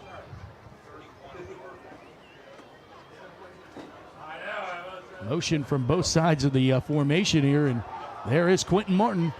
Martin off the right side, hurdling one man at the 41-yard line. One of the few times we've seen a handoff to Quentin. Yeah, he's been moving around the formation quite a bit in this game, but you saw Quentin Martin in the backfield, and Belle Vernon had some shifting moving around here. Guys coming in motion, a lot of window dressing there to hand it off to Martin, and he gets 4 off the right side. Which makes a lot of sense, honestly, because, if you're going to move Quentin Martin around when you have him in the backfield and they're expecting him to get the ball, you want to try to find as many ways as possible to get as much attention off of him. There's Martin, another call, and plunging forward into that Thomas Jefferson teeth of the defense. Not much doing. Cameron Egerton and company on the tackle. So you got maybe 3 there, Matt, but a 3rd and 3 for Belle Vernon in a manageable situation. Maybe a 3rd and 4, actually, come to think of it, but manageable situation nonetheless, and a chance for the Leopards to move the chains here and try to keep this clock rolling. You got a 9-point lead. You got the ball. You're near the half. Use it to your advantage and cash in. Some motion, and now into a wildcat, as Martin will take the handoff and then give it off to Lux. Lux is followed up. TJ reads it beautifully on 3rd down. Tried to pull a little bit of a bag of tricks here, did Matt Humbert, and Bill Cherpak and his defense all over at 4th down. And Thomas Jefferson held contained here. They did not fall for the shift there in the offense from the shotgun to the wildcat. They tried to hand off to Lux, and watch it here off the replay. That whole right side stayed home, and they were there to bring down Lux right back at the line of scrimmage. So no gain, and a 4th and 3 now for Belle Vernon. Quickly to the line. Here comes Belle Vernon. And did they get a timeout before they got a penalty? It looks like they did, and honestly, I thought I saw 2. I thought I saw 2 players in Belle Vernon move. I thought I saw one of the running backs come set and maybe snap his head back a little bit, but they didn't see that. And then someone up front moved, but they got the timeout call. Offense. That's their 2nd of the half. So Belle Vernon burns their 2nd here on 4th down, and it'll be interesting to see if Matt Humber trots the offense right back out there, because that's your catch-22. 5:20 to play in the first half. You get this first down, you go down and punch in a touchdown. You know what that means. But if you don't, it could allow the door to swing right back open in the Thomas Jefferson favor. And do you want to give, of all coaches in the world, Bill Cherpak a short field after his offense got into the red zone and stalled out? I don't know. I've made some gambles in my lifetime, Matt. I don't know if I'm rolling the dice in that situation. I don't know that I am either. One of them you and I going to West Virginia, one I would take back, but flying into Charleston, it's an experience if you've done it. That's all I'll say about that. That's a story in and of itself for another game. Fourth down, and the punt unit is on, so Matt Humbert was listening. Schwera gets this punt away, and it's rolling around, and I think Belle Vernon is going to let this one touch down. Doppelhauer touches it down, and it'll be the Thomas Jefferson offense coming back out on the field when we come back. 12-3, Belle Vernon leads TJ on KDKA+. I started working out with my dad when I was 12 years old. He said, "Well, everybody else is sleeping, you up working. It's gonna pay off for you." Biggest decisions I ever had to make my junior year. I had my daughter at the time, so, I'm like, I gotta provide. I had the opportunity to leave early. I had to make a decision. Was I gonna leave or was I gonna come back to college for an extra year? I'm about to cry talking about this shit. Once I made that decision to come back, my mindset wasn't just to be good, it was to be great.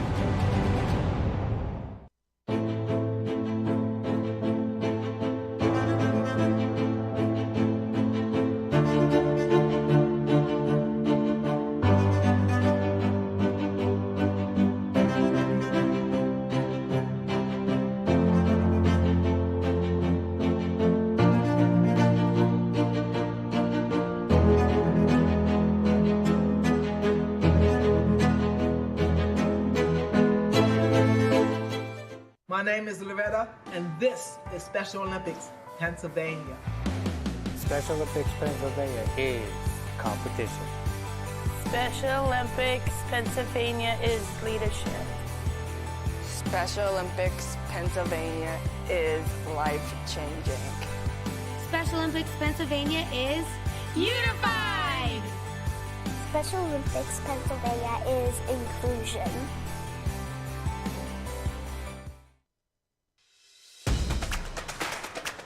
Welcome back to James Weir Stadium, Belle Vernon, PA, the side of our Steel City High School football showcase here in week 4 with Josh Taylor. I'm Matt Fargo. Russell Macias down on the sidelines tonight. And we hand it off to Banda. Not a whole lot doing. Back to the original line of scrimmage, no further. He thought he had space off that left side, Matt, and that hole closed quickly. Looks like Colton Lee, number 2, was one of the Belle Vernon defenders that closed in there and limited him to no gain. Stopped him at the line of scrimmage. That was actually Matthew Martinez, the fullback, getting another carry on that one. Martinez 32, Bandit 38 in your program.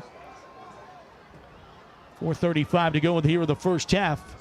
We're back to Brody Evans at quarterback, throwing near side. Nice catch by Braden White on the near sideline, showing the hands. You hear people talking about a receiver pulling it off the turf. That was pretty close, Matt. Let's take a look at it here. Off the play action, out of that I formation, and they've done that a lot. Look at the snatch right there. We almost saw Brown touch tan before he got his hands down there. I'm going to drop that in there every chance I get. I'm glad I'm remembering it. A burnt grass. You're used to saying green, so you got to adjust to it. I'm just glad I'm keeping up with it right now. Now I know how Boise State feels. Nothing like that blue, man. Pitch right side. Banda getting the call, and Belle Vernon all over it. Answering the call is Colton Lee.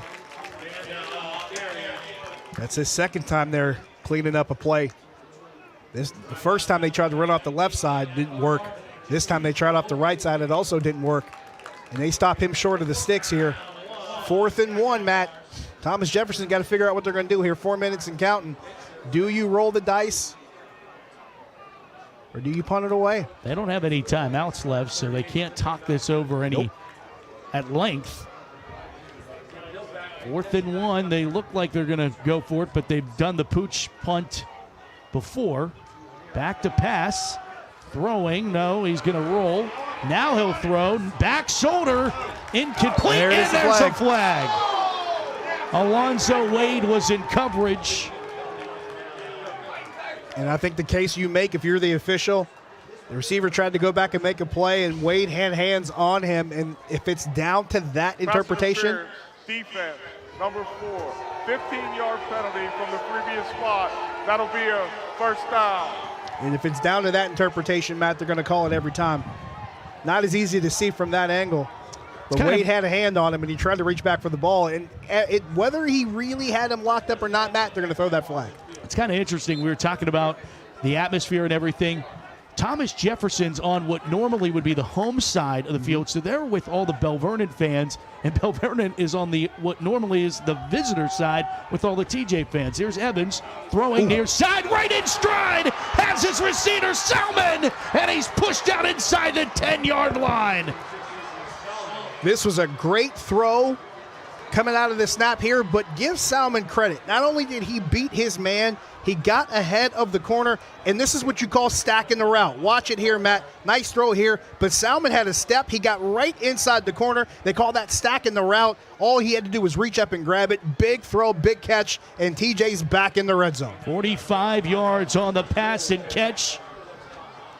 Evans to Salmon.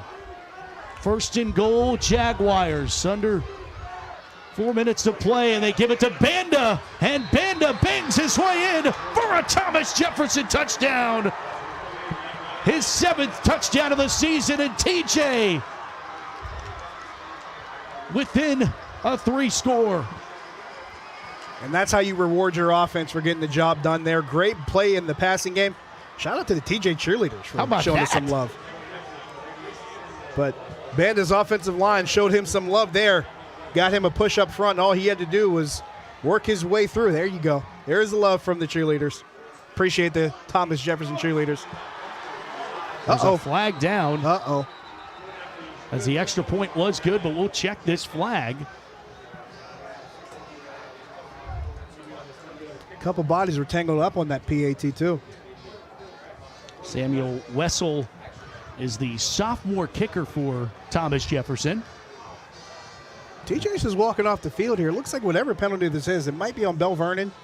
If that's the case, TJ will probably just decline it because they've already walked to the sideline. They'll take it on the kickoff. Yeah, that's also a good point. Foul. Yeah, good point. They're walking like they're about to line up here. Yeah. They went straight to the sideline and got their kick team ready. So, yeah, it looks like it's on Belle Vernon. It looks like they're giving Bill Turback the option now if he's going to accept it or decline it. And you're seeing there the Belle Vernon speech given on the sideline. You feel momentum shift. Yep. Personal foul.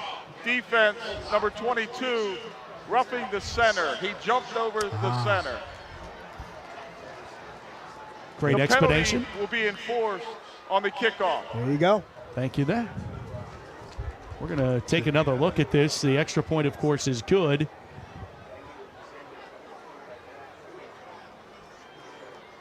That was the touchdown. That's the Banda touchdown by there. Banda.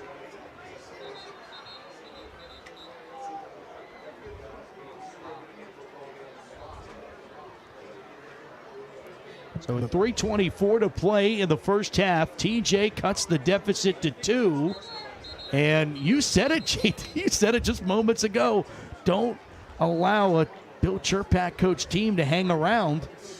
And we talked about in the open about the chess match. There you go. We're headed in that direction of halftime adjustments and those types of things. This is going to be a fantastic second half. You have a feeling. And you see TJ, they're getting their fans into this game. They were looking towards the student section, and the fans are on their feet. They feel this, Matt. They sense that this is an entirely different ball game. They got that stop, that 3rd and short, where they stopped that run attempt by Belle Vernon. They got the ball back. Big play down the field in the passing game. They get a touchdown inside the red zone, and you can just feel the shift in momentum in this game. TJ knows it. Their fans know it. And just imagine what it could look like if you get another stop here. You got 3.5 minutes left in the half. Right. This is not any space to just assume that things will say ceteris paribus. Especially on the other side of the coin, what Belle Vernon can do is go right down the field and punch one in. This is also true. And, deliver the counter blow. It's going to be hard to do, though, because you had that penalty against Belle Vernon for jumping over the center. So Thomas Jefferson is kicking off from the Belle Vernon 45. So it's going to be a long field for Belle Vernon.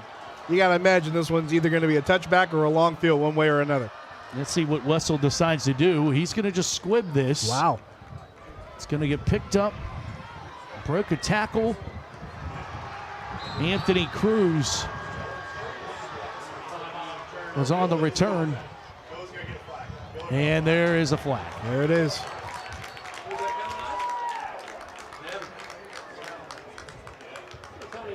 And this is one of those situations, Matt, where you don't want to start making critical mistakes. Right. We just saw that happen a couple times with Belle Vernon, even on the PAT. Unsportsmanlike conduct, defense, number 31. Add 15 yards to the spot. It will be first down. It's like these two teams are trading gifts to each other. It really does feel that way. It really does. You kicked off from the other team's 45. I was already surprised enough at the squib from 45 yards near the end zone. I was surprised at that. And then you give them 15 yards. So now they're already starting to drive near where you kicked the ball from. Right. 38-yard line officially. First down at 10 for Locks and this Belle Vernon offense. Play action. Pressure comes. Locks checks down. Nobody's home. Ooh. Closest vicinity of the football was Vincent Heller. Grounding? That's what TJ's arguing. They've got a case, Matt. They've got a really good case. There was nobody there. Literally no one on that side. There was no one from the numbers near the sideline. Nobody. There's the flag. They call it now. And it's the right call.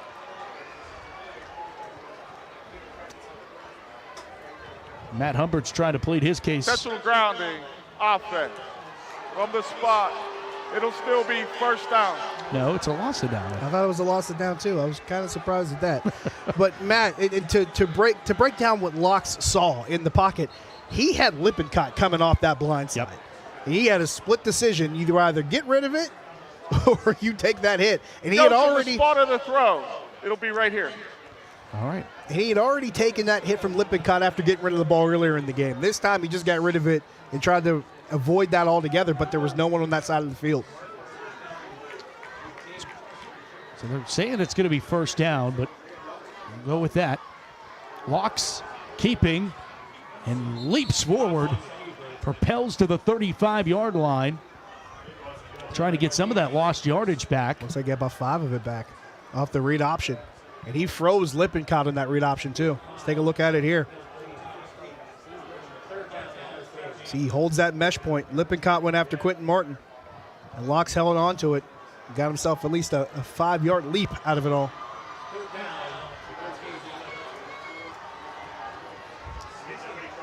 It is indeed third down, Matt. All right, so we saw that coming with the loss of down. Yep. Back to pass, Locks. Going to let it fly deep down the field. Overshot. Incomplete. The intended receiver was Cruz. And Cruz wasn't open, man. I don't think he had any space on him. If anything, the defender was closer to the ball. He tried to get it down there and see if Cruz could make a play, but there's a man over the top here. And all Salmon did was pretty much just shield himself away and not let Cruz get near it. And a big stop here for TJ. We just talked about it. What happens if they get a stop? You're about to find out. Schwera, the punt, bouncing back towards the 35 where it is down there. TJ's offense starting to click. And they sense it. They sense the opportunity here. Their offensive line, they were hyping each other up, walking onto the field, Matt. They know this opportunity in front of them. They just did it last time around. It took a big pass play down the sideline with the throw to Salmon. We talked about them. We talked about that big pass play where Salmon got ahead of the defender and stacked the route Dennis Erickson style and got that big play. They know they have another opportunity in their hands to take the lead. Brody Evans still in a quarterback. It's his second series as they hand it off to Banda. And Banda has an open pasture to run through as he gets to the 41-yard line. I beg your pardon, that was Lippincott. Yeah. And once again, had space in front of him. There you see Martinez with that big block to give him some room. Got 7 on that play. And I told you, that offensive line, they came on the field fired up. They knew that they had Belle Vernon in the right position. Because here's the thing, Matt. After a 3 and out, that means you got to come right back out on the field. Yeah. And that's a defense that really didn't get its breath yet. Now here's Banda, and Banda picks up a TJ first down. And the very thing you mentioned coming out into the beginning of this series was the offensive line, and 2 great plays by the men up front for TJ. First down, Jaguars. And they've been doing this quite a bit throughout this game, Matt. They've been clearing space out, whether it's for Lippincott or for Banda. They have done a pretty good job just making some space. Granted, Lippincott doesn't need a lot because he can just bowl his way through. But they've had some space for Banda as well. It's starting to pay off, but the clock is ticking. Clock is ticking at 1:15 to play in this first half, and another carry on the ground and a collision at the 48-yard line as Banda gets that was out of the leveled. cart. My goodness, Matt. It looked like Banda might have actually lost his footing, like he might have slipped there on the turf trying to make that cut. Yeah, he was already on his way down. Little helmet but to Adam helmet McCartan, there too. He saw to it personally that he found the turf. Man, that's how you finish a hit. Second down, 5. We're at 35 seconds. Back to pass. Evans going to throw down the near sideline, and it is caught, but it's caught out of bounds. Incomplete. Salmon, again, the intended receiver, trying that same play that set up the last TJ touchdown. I like where TJ is thinking, trying to see if he can go back to that well. Problem is he threw that in the double coverage. It's probably a blessing in disguise that he caught that out of bounds, because if that ball is probably a little bit more accurate inbounds, might have been a green jersey pulling it in instead of a white one. So they might have avoided some calamity there.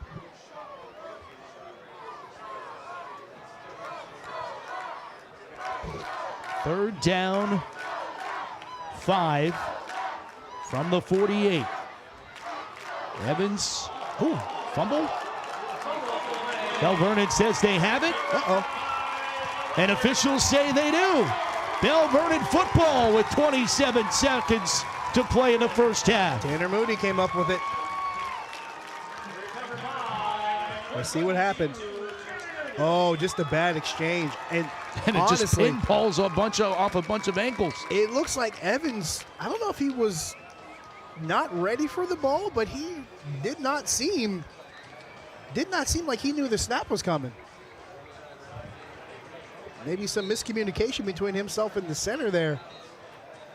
So the Leopards, with one time out of their pocket with 27 seconds to go in the half.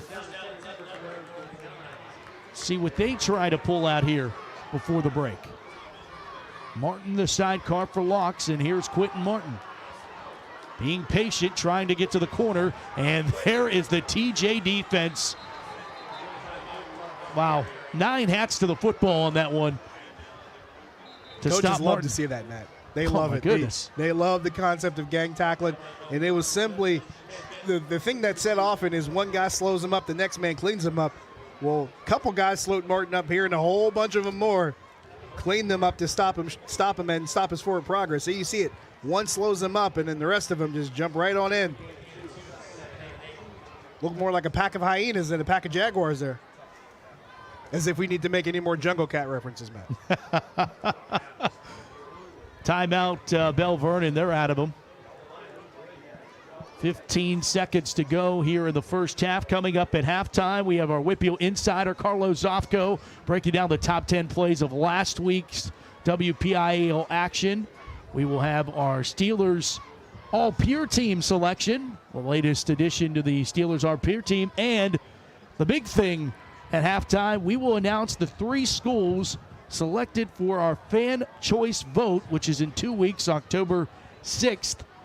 Voting will begin tonight and will go through Wednesday. We will announce on Friday night. Next Friday night, we'll announce where we are going on October 6th and what the teams will be. And you'll be able to scan a QR code and vote right with us tonight.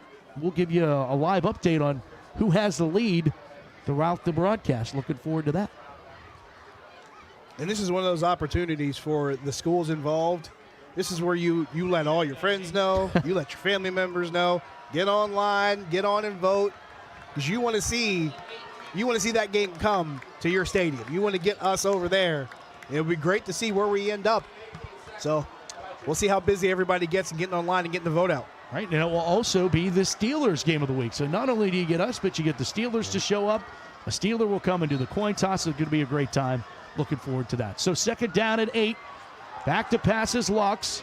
Locks going to lob it down. Got his receiver, Doppelhauer. It's caught at the 20. The clock is stopped. I don't know. Well, it stops with the first down. The first down. They got to line up and get this one off, or at least maybe spike it. Locks gets them down there. I think the Sticks are taking their time. The clock winds, and the spike is down with 6 seconds. I didn't mean to jump over you, Matt, but the receiver wide open down the right side, and Locke saw it. There you see it, right along the sideline. And I think it was Doppelhauer again. Yep. Actually, it might have been Colton Lee, if I'm not mistaken. It's kind of hard to tell. But that's a big play for Belle Vernon. We talked about it. Having that field position in a short period of time. So here's a shot for the Leopards to extend that lead. No timeouts now for Belle Vernon. They could get the first down and stop it. Locke's going to throw it into the end zone. Got Martin for the touchdown. Quentin Martin from Locke's into the end zone. And Matt, I'm surprised that Quentin Martin was this wide open. He was lined up off that left side. He runs the flag route. Let's look at it here. But look who's around him, Matt. By the time he catches that ball, he already had Sullivan beat. He just ran a flag route to the corner of the end zone. All Locks had to do was put it up there, and he had nothing but space to haul that in and extend this lead to 8. And a buzzer beater touchdown by the Leopards. Preston Rathway, a sophomore kicker, put that one through the poles. 19-10. It is Belle Vernon has the lead at the break, and they have it by 2 scores. Here from Belle Vernon. We're going to chat with head coach Matt Humbert down on the sideline. We'll send it down. All right, downstairs. Coach, back and forth first half. You came out strong. What did it mean to have Doppelhauer make multiple big plays for you at multiple times? Well, I mean, it was tricky because Jedico goes out so early, and then Aiden Johnson goes out. So we're down 2 guys for most of that first quarter, and we're just juggling guys around. Doppelhauer's a solid weapon on offense. We just got to make sure that we're consistent with our alignments and whatnot, because now we got multiple personnel changes due to injuries. So we just got to battle. How important was it for you guys to get that turnover to stop their momentum there right before the half? Huge, huge. I mean, for us to be able to get those points, we were able to get them in what we wanted down there. And, you know, Braden made the play and Quentin caught it, so it was a good job by them. How amazing has this crowd been for you guys tonight? It looks great. I haven't really paid too much attention to it, but, you know, atmosphere feels great. It's a nice night at the beach. All right, thanks, Coach. All right, thank you. All right, thanks, Coach, and thank you to Russell. Yes, as indeed we do. 19-10, Belle Vernon has the advantage over Thomas Jefferson. We'll come back with our halftime show. You're watching the Steel City High School Football Showcase, presented by UPMC Sports Medicine here on KDKA+.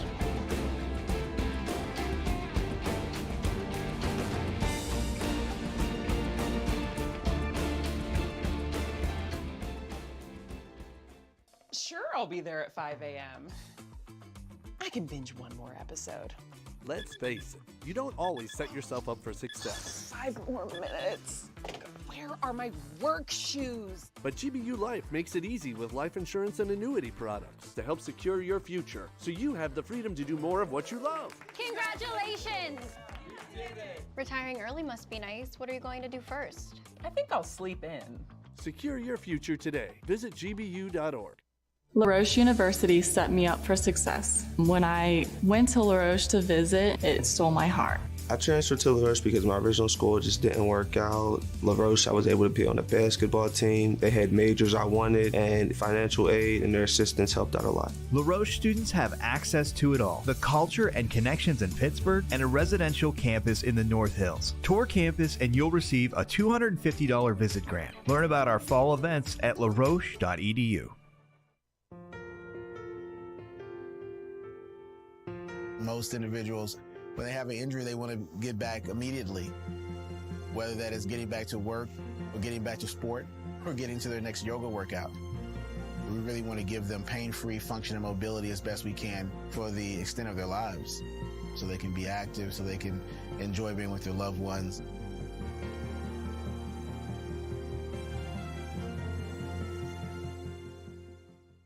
Here at Loway, we have a pretty vast array of customizable promotional products, from pens, signs, mugs, water bottles, really anything you can think of. Some of the main services we provide here are screen printing, embroidery, and promotional products. What really sets us apart from our competitors is our on-staff design crew and our customer service. We can really help take your branding and marketing to a new level.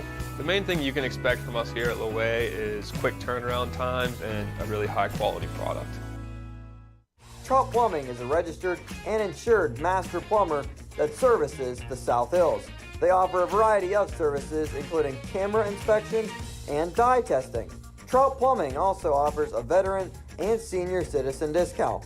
When in doubt, call the Trout at 412-983-8106. Pittsburgh.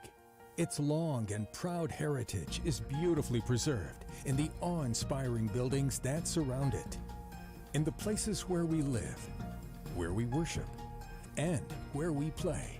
One company has been awarded the challenge of restoring all that great heritage for nearly 75 years.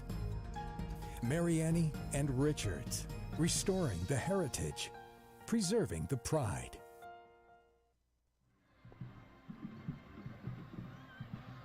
And welcome back in. Here at halftime, it's the Leopards 19 and the Jaguars 10.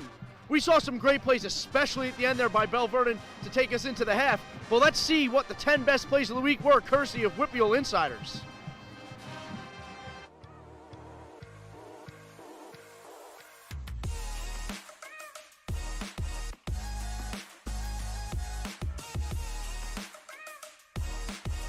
Welcome back to the Whippio Insider Show presented by Franjo Construction. I am your host and Whippio Insider, Carlos Ofco. Week 2 is in the books, and boy, did we have some of the top plays of the year just in this week alone. I'll be breaking down the top 10 for you right here, right now. Starting off at number 10, you have those Vikings from Oakland. Central Catholic in a game in which we saw Central put up 62 points in the first half. You got to score early and score often to do that, and Xavier Thomas does just that. The opening kickoff, Xavier takes it all the way in Bethel Park. Really came back at the end here, but Central Catholic was in control for much of the game. Central Catholic with the big win. At number 9, we're going to the Gateway versus North Hills game, and North Hills making all the plays early and often here. You have Connor Davis scrambling around, finding his wide receiver, Logan Johnson, in the end zone, and he goes up over the Gateway defender. North Hills comes down with the victory. At number 8, we're going back to our fellas at Peters Township. It's quarterback Nolan DeLucia rolling around and finding Thomas Aspinwall. They call him Ocho. What a big play by Ocho here. Peters goes on to win. At number 7, it was a big bounce back for the Central Valley Warriors, and there's nothing better than a big guy touchdown. Julian Samovsky, the big man, recovers the fumble and rumbles all the way to the house. Central Valley would go on to win this one. At number 6, you have the game of the year so far. Belle Vernon quarterback Braden Locks finds receiver Anthony Cruz in the end zone on a dime as Belle Vernon goes on to beat McKeesport in overtime. It's time to take a break and thank our sponsor, Franjo Construction. Franjo Construction, Western Pennsylvania's leader in commercial construction. Nestled in the heart of Homestead, Pennsylvania, this family-owned business is a beacon of trust and reliability. Recognized as the industry's go-to general contractor, Franjo isn't just about building structures, it's about building relationships. Every project is unique, and their integrated approach ensures your visions come to life, executed perfectly. As a rapidly growing organization, Franjo is dedicated to seeking the best talent who thrive in a fast-paced and challenging environment. Franjo values the importance of quality craftsmanship and strives to employ individuals who prioritize enhancing their professional careers as well as themselves. Franjo offers nothing but top-notch training that ensures your success. Become a part of the Franjo family and reap the benefits of competitive wages, 401k, excellent benefits, and paid time off. Franjo Construction, uniting our team and customers to build the future. Apply today. At number 5, we're going to go to 5A football. And last week, it was the Julian Duggar show. Duggar takes it himself, calls his own number, rumbles all the way down the field. The guy could not be caught all night. Julian Duggar, what a game, what a performance. Penn Hills, the number 1 team in 5A, goes on to beat Pine Richland. At number 4, we go to our favorite defensive boys from Canon-Mac, the Big Mac defensive end, Caden Singleton. He's going to Delaware next year, but that won't stop him from going to the end zone last week. Huge pick 6 for the Big Macs. Canon-Mac goes on to win. At number 3, we go to West Allegheny, and it's junior defensive back Brock Cornell making the amazing one-handed grab for the interception. Wow, let's take a look at this one again. Cornell and West Allegheny go on to win. At number 2, you have those Jaguars from Thomas Jefferson. It's quarterback Sean Sullivan throwing it up top to Brody Evans, who goes up and over the West Mifflin defender to bring it down. Not only that, he won't be denied the end zone. He takes it all the way to the end zone, as this is a huge swing play in the game in which saw TJ beat West Mifflin 28-14. And finally, at number 1, in the upset of the season so far, Seton LaSalle takes down number 1 in 2A, Steel Valley, and it's big thanks to this big play right here by the big fella, O'Malley Daly. The guy won't be denied going into the end zone. He couldn't be tackled all night long. Seton LaSalle would go on to beat Steel Valley in double overtime. That'll do it for this week's Whippio Insider Show presented by Franjo Construction. I'm your host and Whippio Insider, Carlos Ofco, and I'll be seeing you next week.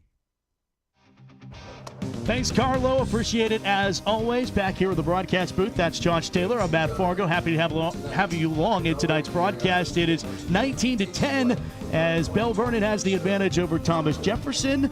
That late touchdown, we thought maybe TJ was going to be the team to score last in that half, but it was Belle Vernon capitalizing on a turnover. Thomas Jefferson was in position, Matt, to actually drive the field, get that touchdown late before the half. Then a turnover on 3rd down. Belle Vernon takes advantage. Late strike to 9, so they go into the half with a 2-possession lead. They do, but another great game. I think the back-and-forth affair, and we want to see in 2 weeks how great the game is that you choose. It's time for our Fan Choice Week coming in October 6th. Let's take a look at the options. We have Bishop, Canavan, and Cornell right now. They are undefeated, 2 undefeated teams in Class Single A. North Hills against Shaler, a battle of 5A powers, and then North Catholic versus Hampton. The Talbots and the Trojans could potentially take on each other right here on the showcase. Josh, I'm putting you on the spot. Who would you pick? Bishop Canavan Cornell is really intriguing. Right? You mentioned it, battle a couple of unbeatens, and we've seen what Bishop Canavan has done over the years. I mean, of course, they got themselves to a WPIAL championship recently, and Cornell the past couple of years has been a pretty strong program. I'd like to see that matchup. I think that'd be a lot of fun, but you mentioned it, they're in the lead now.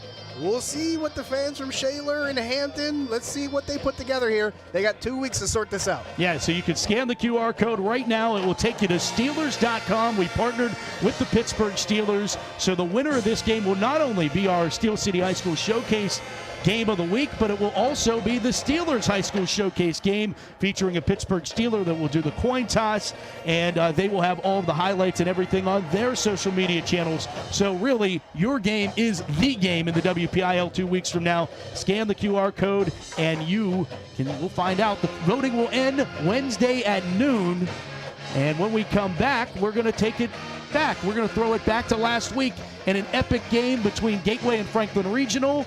And the sights and sounds, that's coming up. When we come back, it's the halftime show, Steel City High School Football Showcase, presented by UPMC Sports Medicine, right here on KDKA+. We've had some epic battles in the Steel City High School Football Showcase, but now it's your chance to pick what you want to see. Scan the QR code now to vote between Bishop Cannabin versus Cornell, North Hills versus Shaler, or North Catholic versus Hampton. Will your school be ready? Good job. Excellent job. Okay? That was tough competition, but it was good competition. It shows you what we need to work on. You can't give up. Okay? And you never have. You've never made excuses. So we just get back in, we get in the trenches, we play 2 games tomorrow, and then we see what we end up with. Got it? Yes. All right. 1, 2, 3. La Roche University set me up for success. When I went to La Roche to visit, it stole my heart.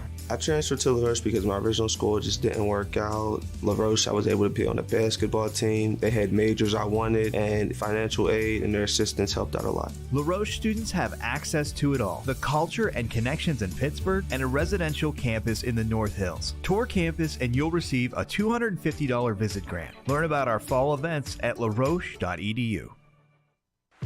This Saturday, tune in at KDKA Plus for D3 college football as the Teal Tomcats battle the Washington and Jefferson Presidents. Saturday at 1 p.m., only on KDKA Plus.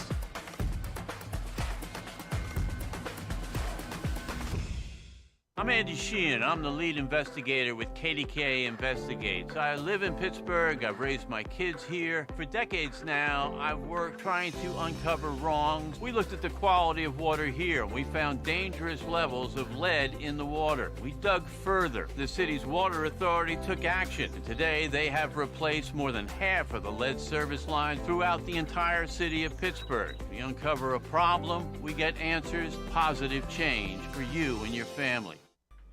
Maya, can you come in here, please? Already. Yeah, Dad, what's up? Is that your brother on the TV? Yeah, that's my brother. It looks like it's tonight's game. But how can that be your brother? I have never missed a single game. We couldn't do it tonight. Remember, you broke your foot. Right. Well, I don't know who's putting on this production, but without them, I'd be missing this.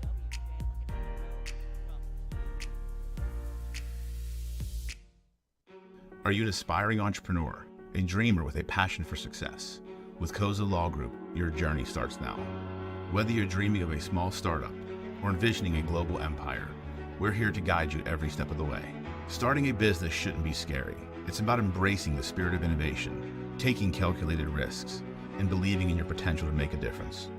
We are more than just legal advisors. We are redefining legal services. Contact us today to experience the Koza Law difference. And we'll welcome you back to halftime here on the Steel City High School Football Showcase presented by UPMC Sports Medicine. It is time for this week's Sights and Sounds, a great game between Franklin Regional and Gateway. Let's check it out.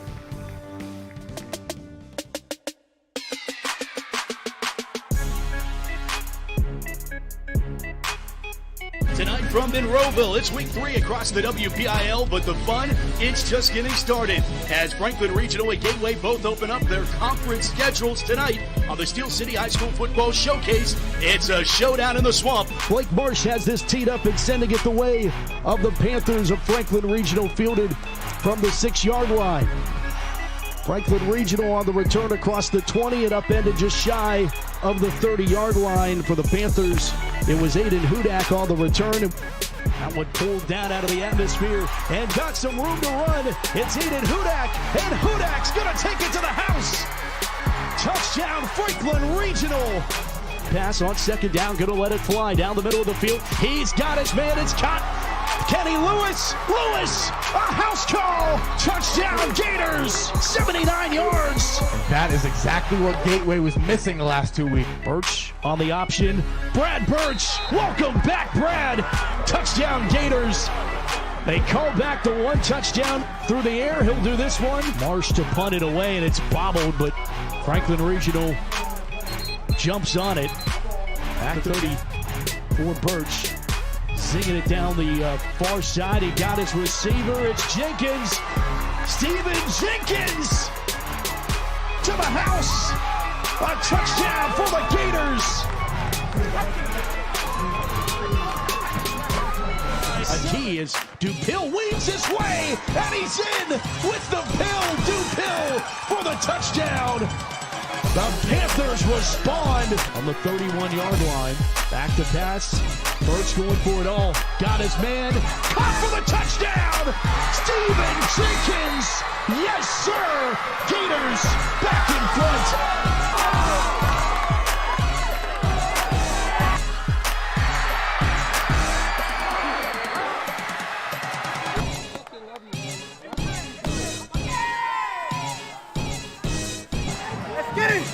Let's get it!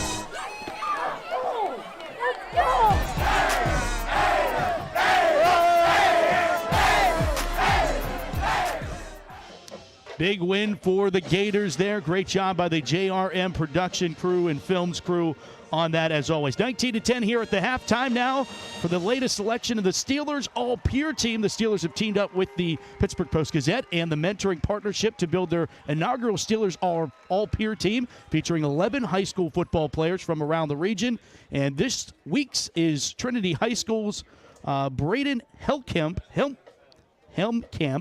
as he has multiple Division I offers, is continuing to put on for his teammates and community first. He's a great mentor for all young Hillers, helping set up the field for practices, excelling in the classroom, and volunteering at numerous events in the community. Braden defines the Hiller person-student-player philosophy. Congratulations to Braden from Trinity High School. Well, let's take a look at the first half statistics.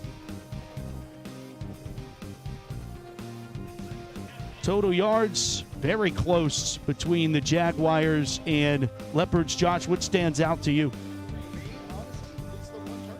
It's the one turnover for Thomas Jefferson because everything else is pretty close to even. Total yards, first downs, a little bit of edge to Thomas Jefferson. Penalty yards, both teams have had some blemishes there. But that one turnover for Thomas Jefferson right before the half turned into a scoring opportunity for Belle Vernon, and it turned a 2-point lead into 9 right before they went to the locker room. And that's what ended up happening. That was the biggest swing of momentum. We'll take a look at the first half highlights, and it starts with Braden Locks throwing one just to get out of danger, and it ends up being a highlight reel play and touchdown for the Leopards. I'm looking forward to the sights and sounds next week for that one because that was an amazing play by Cruz. It might be the play of the game so far.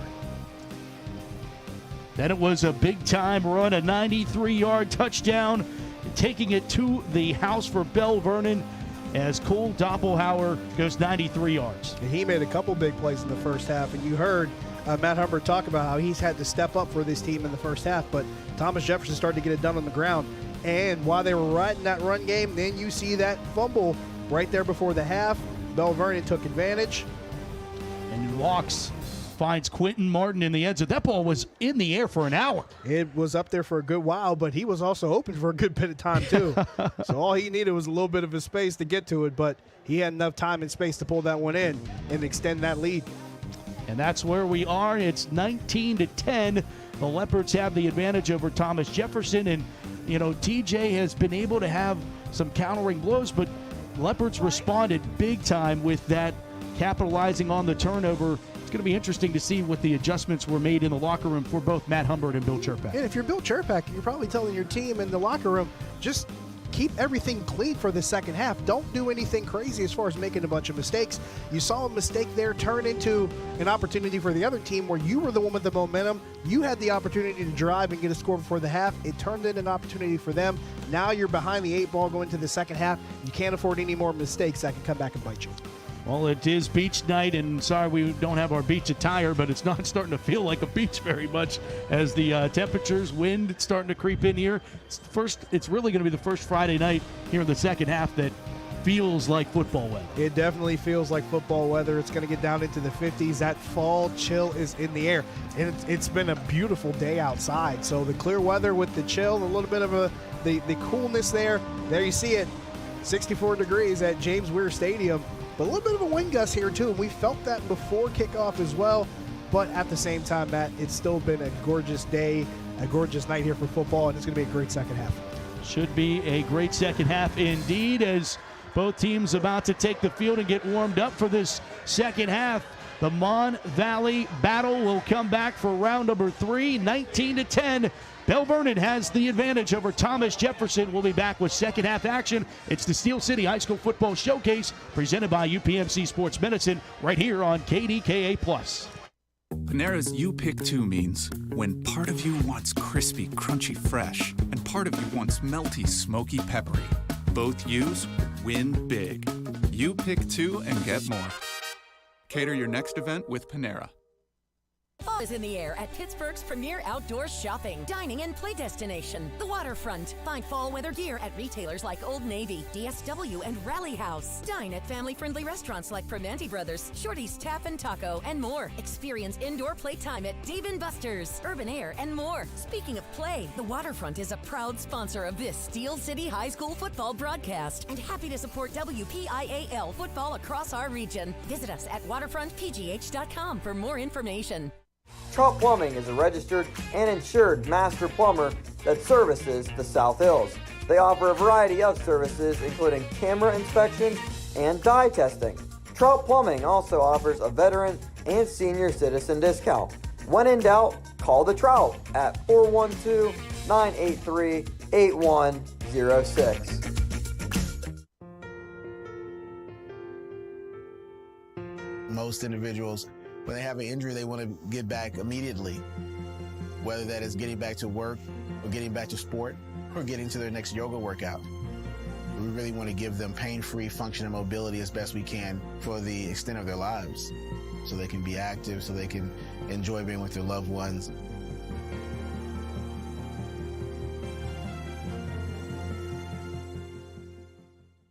Tune in this Friday to the Steel City High School Football Showcase presented by UPMC Sports Medicine as the West Mifflin Titans battle the Avonworth Antelopes. Friday night at 7 on KDKA+. Are you ready? And we welcome you back. Your dad loves us more. I am not touching that one. I kind of want to know. Yeah. But I kind of don't want to know. So leave that one alone. Welcome back in the broadcast booth alongside Josh Taylor, Matt Fargo with you. Halftime just about over. TJ, what do? They've had the glimpses of offense opportunity.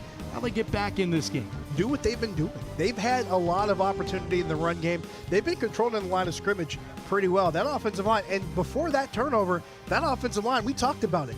They were starting to feel that momentum. They were pumped up coming back on the field before that last possession because they knew that they were starting to have that work pay off. They were getting some space for the running backs to get yardage, whether it was Lippincott or it was Banda. They were making it work. So if anything, get back to that. Just make sure you secure the ball and keep it in your hands instead of off the turf. That's the key. On the other side of the coin, it's Belle Vernon. Keep doing what they're doing. They seized a great opportunity on the turnover to get this two-possession lead going into this half, but you also don't want to allow what happened late in the second quarter to happen again and allowing TJ right back into the game. Yeah, there was a fortunate bounce that went their way, but that may not happen throughout the course of the second half. And more importantly, we talked about this before the game, more than Martin. You got guys that are pitching in here. Doppelauer with a couple of plays. Colton Lee making some catches. Martin making that big touchdown catch before the half. But keep moving the ball around, spreading it out, having other guys contribute, and you got a good chance to secure this win. It's been a great night. There's high above James Weir Stadium here in Belle Vernon. The beach, as they call it, 10 years old. Matt Humbert told me they are planning to reinstall the gold turf. It's coming back. There'll be new turf here eventually, but it'll be this color again. They really is seizing the opportunity. It's one of the most unique stadiums in all the WPIAL. No one else has it like this. One of the most unique stadiums in the country. Right. You mentioned Boise State earlier in the broadcast. Eastern Washington is a school that comes to mind with that red turf. Yep. Aren't many around the country that Coastal have the Carolina tan, the does that little bit of a different hue. The different hue-ish green, if you will. My Dukes had a rough time down there last week going to visit Coastal Carolina, so shout out to Duquesne. All right, let's go down to Russell Macias. See his thoughts.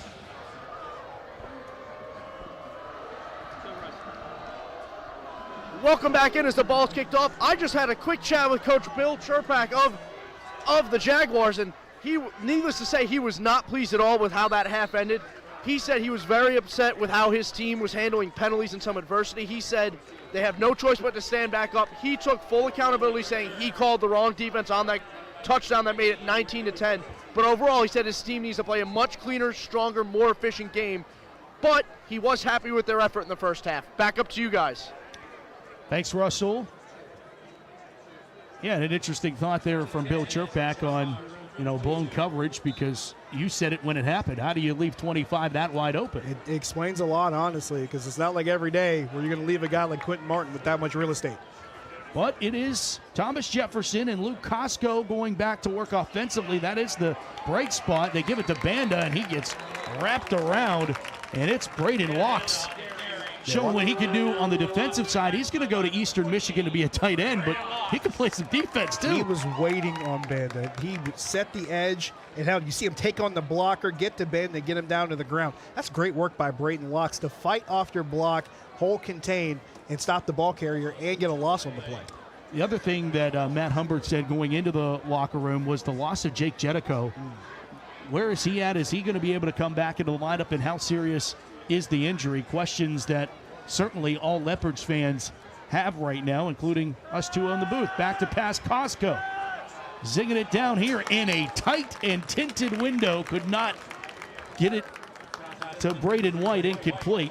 Yeah, when he looks back at that one on film, he's going to wish he had that throw back, because not only was it a tight window to the receiver, he had one defender in front and one defender behind. All you needed was for something to go wrong, and it could have been coming the other way. Here it is again. Yeah, that's pick six territory if that's thrown. Ill-advised would be the word you use.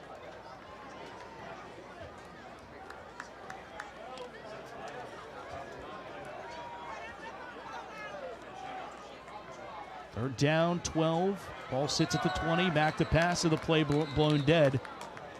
It's a false start penalty, and the Jaguars have been playing behind the sticks.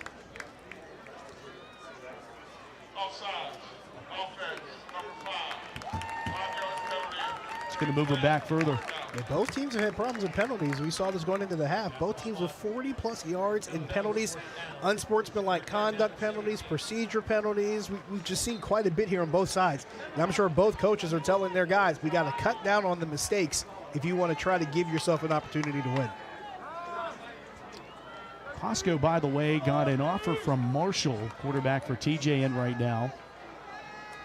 Back to pass. Sets up the screen backside. Got some room for Banda, 30. Across the 40, first down and more. Finally shoved out of bounds. First down, Jaguars. And he got a little bit more room after the catch there. He had a big block downfield for number 66. Hunter Hawk, check it out here. Big man out in front looking 66, eating up some space, and he gets another shot there on Martin to get a couple extra yards. Good job getting out in front, and big conversion on third down on the screen. Yeah, you don't see the big guys out 25 yards upfield like that. I love seeing things like that, man. I got big appreciation when linemen can get out in space and just eat up bodies. Love it. Luke Costco sends a man in motion. That's White. Banda gets the call, and the turf monster gets him, and Moody made sure he was down. Tanner Moody's been making a couple plays in this game on defense, and it's just really been right place, right time. That time he was in the right place in the hole to meet the ball carrier. You see it again, Banda had nowhere to go because Moody was right there, and he makes the hit, drops him for a 2-yard loss. Second down, 12. Ball on the 40-yard line. Belle Vernon trying to counter what Thomas Jefferson's done as far as opening up holes in the run game. They were doing it a lot in the first half, but Belle Vernon's meeting the challenge here in the second half so far. The motion Banda out. Costco will look, zing the ball over the middle of the field. It's bobbled and dropped, incomplete. Cameron Egerton, the intended receiver on that one. And Egerton was already slipping when the ball came in his direction. That's probably why he couldn't hold on to it. He lost his footing. Rough position to be in there, and you mentioned it. Motion into an empty set. Yeah, he just slipped and couldn't hold on to it. So a little bit of bad luck there. But we talked about this before the game. That turf And Bill Chirpak, Thomas Jefferson head coach, talked about it. He says, look, it's kind of slippery down there. There's not a lot as far as wearing cleats. You got to be a little bit more, careful with your footing on that turf. Said it feels a lot more like the old stuff, like the AstroTurf, than it does the new stuff. Costco throwing over the middle, got his receiver, and then he cut back. White might have been right at the sticks. Instead, he's going to be about a yard short of them. And then it will be 4th down and decision time for Bill Chirpak and the offense here. Yeah, Matt, his forward progress got him to the 49. And White, I think you're right. All he had to do was turn himself upfield, and he would have got the rest of the way. But he finds himself about probably a yard short, maybe even 3/4 of a yard short. A couple feet maybe. Break out the roller. Yeah.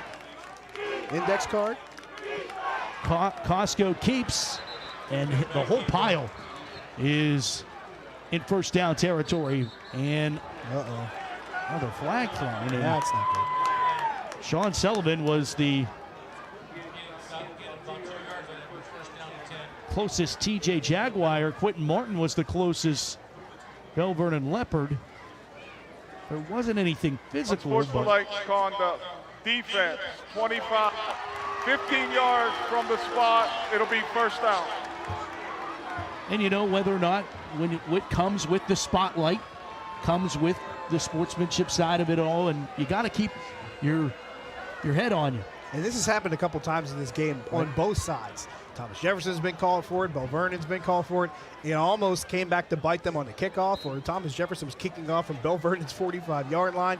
And this is another situation where you don't want to give the other team extra opportunity. And now Thomas Jefferson gets an extra 15, and they're deep in Belle Vernon territory. Yes, 1st down and 10 now at the 32-yard line as Costco goes back to pass. Will throw near side. Wide open is Salmon. Salmon sidesteps a guy, and he's into the end zone. No! He's called out, stepped out of bounds as Salmon thought he was going into the end zone, but instead he is out of bounds at the 19-yard line. And, Matt, the side judge was right there to call him out of bounds. But look at the move on Alonzo Wade. And honestly, I like the move, but there you see it. He stepped outside the 10 onto the black line. So good call there by the official to see that. Good eyes, and they marked this one right.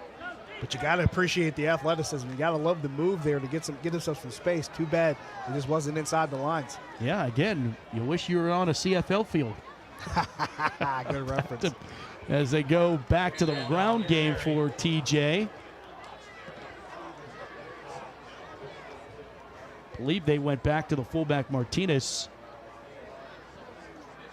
Nope. It was again Banda.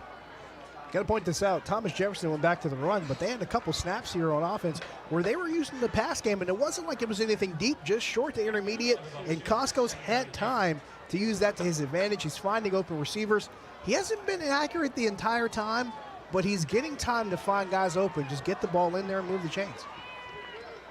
Costco from the I formation goes back to pass. There's some pressure coming, and down he goes. He is sacked. Braden Watts locking him down.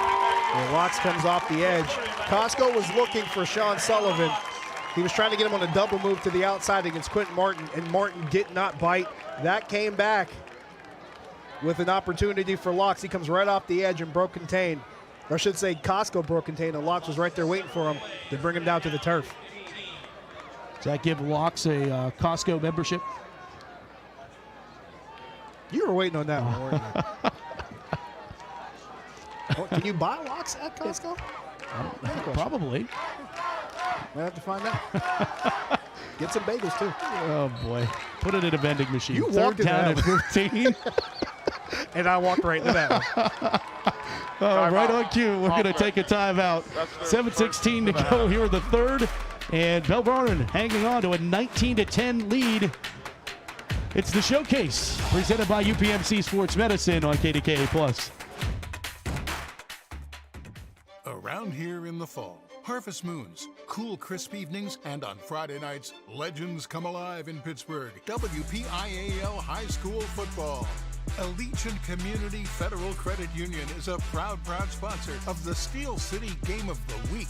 Allegiant salutes the players, the fans, the cheerleaders, and the parents. Allegiant Community Federal Credit Union, 5 locations, and a sponsor of this WPIAL high school football broadcast.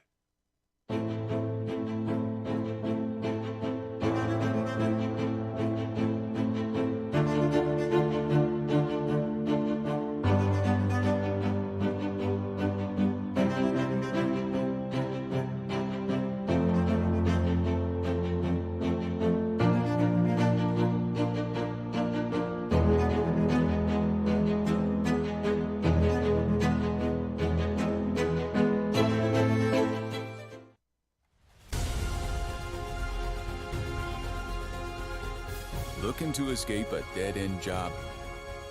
We can help. Apply at 2 Men in a Truck today for a good job that can become a great career. This Saturday, tune in to KDKA Plus for D3 college football as the Teal Tomcats battle the Washington and Jefferson Presidents. Saturday at 1 p.m., only on KDKA Plus.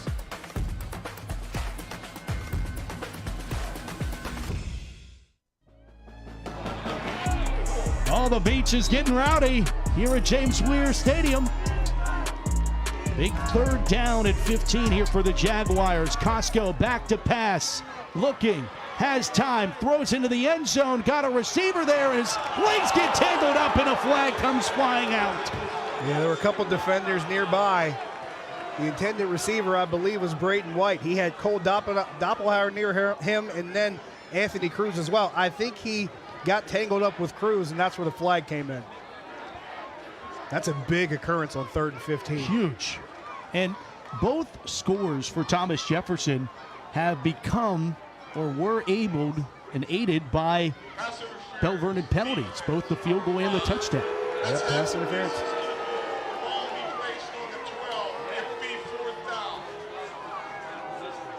So it's half the distance to the goal mat on the pass interference call, and they did get Anthony Cruz for that one. So instead of it being a first down, it's only half the distance to the goal. So instead of a first down, it's 4th down and 3 on the 12. This is where this gets interesting. Yeah, no question. Now it should be 3rd down, though. It should replay the down. Oh, there we go, 3rd and 3. They changed it. Yeah, replay the down, so it's 3rd and 3. Instead of the first down, you still got to try to convert the 3rd down. Beg your pardon. Point is all the same. Yeah.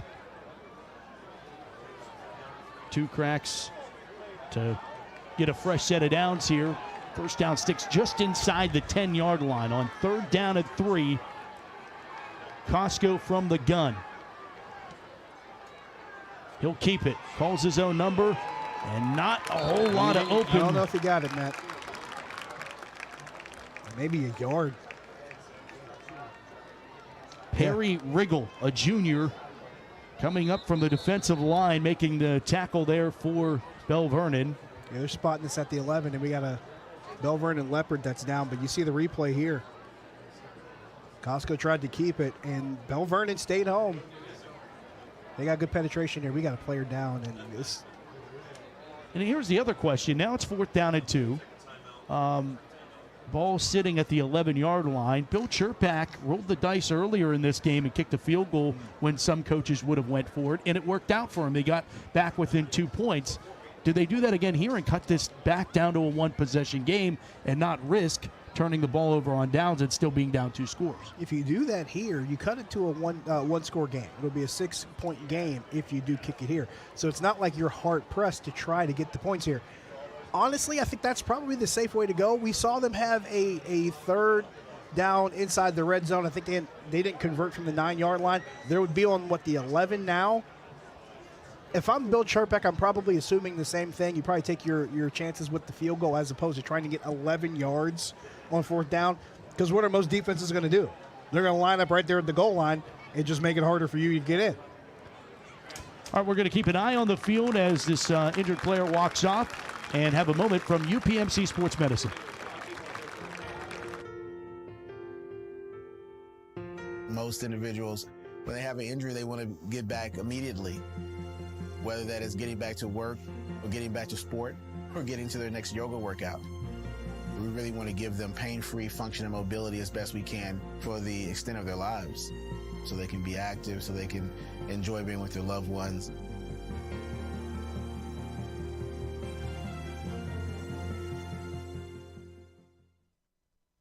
This field goal is no good. Samuel Wessel, no good on the field goal. Stays a two-possession game, and that's the other side of that coin. JP, is if you roll the dice and you don't come up empty. Matt, he just hooked it. He just hooked it to the left side. He had plenty of distance on it. Just couldn't straighten it out and get it through. And that's a missed opportunity for TJ. All you had to do was convert that one. Would have had it down to a 6-point game. Instead, you're still down 2 scores.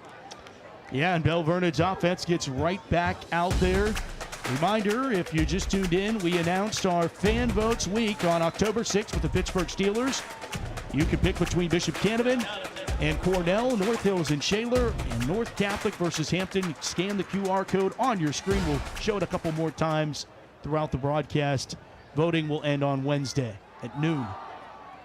Handoff goes left side to Quentin Martin, and Martin kind of reminiscent to last year where they were held to 20 yards rushing.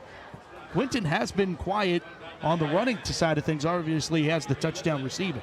Yeah, I'm surprised that Belle Vernon went to him back in the backfield. In the first half of this game, they were moving him around a lot more.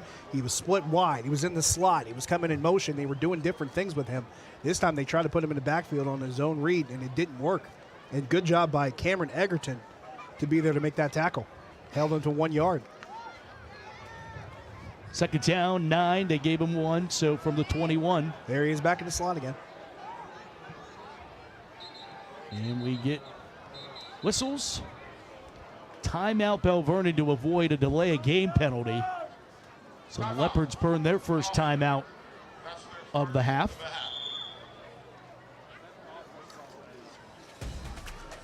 Coming up next week, Steel City High School Football Showcase will head to Avonworth, home of the Lopes, to see the Titans take on Avonworth next Friday night, right back here on KDKA Plus. Stream the game on KDKA.com. Lopes knocked off Central Valley a couple weeks ago. They're a favorite. Of course, Avonworth lost to these very same Belle Vernon Leopards at the WPIAL Championship 1 season ago. It's always fun to say Leopards versus Lopes. that was a good way to describe that one. But no, to your point, Avonworth it's a program that we've seen over the past couple of years, Matt. And just in some of our previous work, we talked about how strong Avonworth had been and some of the advancement that they had in the postseason. So to see them get to this point and beat a team like Central Valley and then come up with a big matchup next week against West Mifflin, it's going to be a lot of fun. Duke Jeancourt leading the program there over at Avonworth. Handoff left side. Picks up a couple for Anthony Cruz. Trying to get their playmakers the ball in any way that they can. They have a laundry list of them. They went back to right, just we were talking about, moving Quentin Martin around and trying to get other guys involved, and it worked for them in the first half. Guys like Doppelauer and Cruz, in my estimation, still made the play of the game with that one-handed grab for a touchdown in the first quarter. Ridiculous. So it's not like they haven't been stepping up to the plate. They've actually been performing pretty well. Third down, 5 from the 25. Walks back to pass. Has time. Will zing it over the middle of the field. It's underthrown and tipped. Oh, they had the pick. And both defensive backs played DB against each other on that one. It could play. Yeah, Jason Salmon got his hands on this one, and if he hadn't, Vincent Heller would have taken it the other way. And this was thrown right into double coverage. Ill-advised throw. And there you see it. Heller was lined up to go get it, and Salmon didn't see him, and he knocked it away. But this would have been a big turnover that Thomas Jefferson would have needed to bring it back the other way. But at the same time, Belle Vernon lined up the punt anyway. Yep, they're getting the ball back. Schwero back to punt. Sullivan going to let it go, and this is going to take a Belle Vernon bounce. And that's kind of the way the football has been bouncing all night long for the Leopards. It really, and even going back to that last Thomas Jefferson drive where they were knocking on the door, that was really aided almost exclusively by Belle Vernon penalties. I mean, this is the third time we saw Thomas Jefferson, pretty much in position to either score and cut into a deficit, or at the end of the first half, maybe even take the lead, or I should say near the end of the first half, take the lead. And it's just been small things. It's been a bad snap here. It's been a penalty there. It's been a missed field goal here. It's just been small things. And like you said, on this punt, it looked like it was going to be a short punt. Maybe Thomas Jefferson would get better field position. They get a bounce and a roll. And instead of maybe starting near the 40, they're starting at their own 30. Yep, with 5 minutes to go, 5:03 here in the third. And it is the second series for Costco, and a handoff. And keeping his footing for another first down. Thomas Jefferson gives it off to Lippincott. And they needed that. They needed a play like that to get themselves moving early, get some momentum on this offense, and Lippincott had a lot of space in front. Lippincott has been getting some really good carries where his offensive line is getting space in front of him. He didn't have to run as many guys over until he gets into the defensive backfield. Good job up front getting him more space, and they moved the chains immediately. Yep, to the 45-yard line, picks up 15 on the run for 42. It's first down at 10 there. Costco under center this time, trying to flip this thing out. And I think they might have done this again. No, this time they call it forward, incomplete. They called it incomplete, and Thomas Jefferson saw something that clearly Belle Vernon did not. They had two receivers line up to the left side. Belle Vernon only had one defender over there, so they tried to go with that screen once again, that bubble screen. They've tried it 3 times, Matt. It hasn't worked once. But at least this time it was considered a forward pass and not a backward one, because it wasn't connected again. That was a big opportunity missed by Belle Vernon. If that's a completed pass, Thomas Jefferson could have gained some big yardage. Oh, and Lippincott bobbled that one, was able to spin away and pick up 3 yards. Up to the 47-yard line, where it will be third down for TJ. That's another exchange that we've seen that was questionable. First time we saw it near the end of the first half on a snap. This time it's off a handoff. But good job by Lippincott, squeezing it and securing it, going through the hole, and getting a lot out of what could have been nothing. Third down, 7 from the 48. Sullivan in motion. Costco looks, throws, and throws it just too far out of the outstretched reach of Sean Sullivan. Another it is flag, incomplete, Matt. but yeah, there it is. And it's a holding on the defense, and yet again, Belle Vernon extends a drive. And they're picking the worst time. They're picking third down. Let's see if we can see it here. Oh, there it is, right before the throw. 10-yard penalty from the previous spot. That'll make it first down. Yeah, Doppelauer had his hands on Sullivan when he was making his break. And that probably explains why he wasn't there to get to that throw by Costco. And good job by Luke Costco to put this where Doppelauer couldn't get to it. But all the same, that penalty gives Thomas Jefferson new life in a 1st and 10 in Belle Vernon territory. Yep, 1st and 10 for the 42-yard line. Costco from the shotgun back into the stomach of Lippincott, and there's nothing available there. Back to the original line of scrimmage, no further. He kind of slammed himself into the line on that carry. We talked earlier about how this offensive line has been giving space for Lippincott and for Banda. Not the same there. No gain.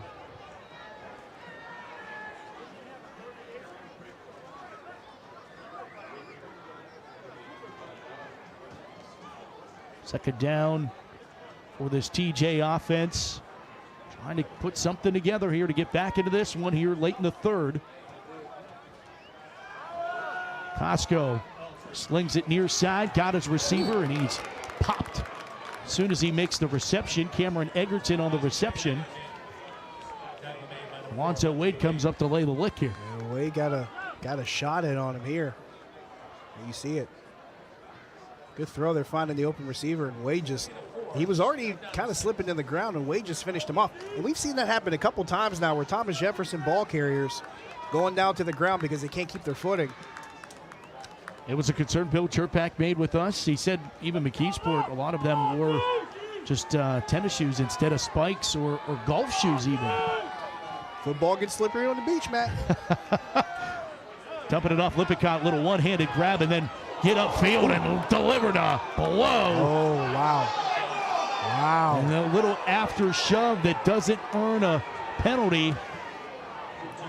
He had an extra little exchange there with Colton Lee. I'm stunned that they didn't throw a flag there. I am too, but I think one of these things that has happened in this game, curiously, is the questionable calls have always gone on the other side of the bench. I feel like if that's the Belle Vernon bench, there's a flag thrown there because there's 18 coaches and everybody else screaming that there should be a penalty there. And there's been so much happening with both teams in this game. 4th down and 2. TJ to go for it. Load in the box. Lippincott got the carry, and a flag is down. Yeah, it's a procedure penalty on Thomas Jefferson. They've had a handful of those. That's a bad time for that one. Lippincott might have been in the end zone on that play. Yeah, they were calling his number too. Now this 4th down becomes a 4th and 7.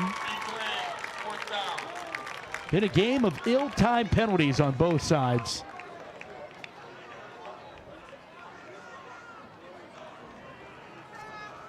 In that it looks like Luke Costco comes off the field in favor of Brody Evans.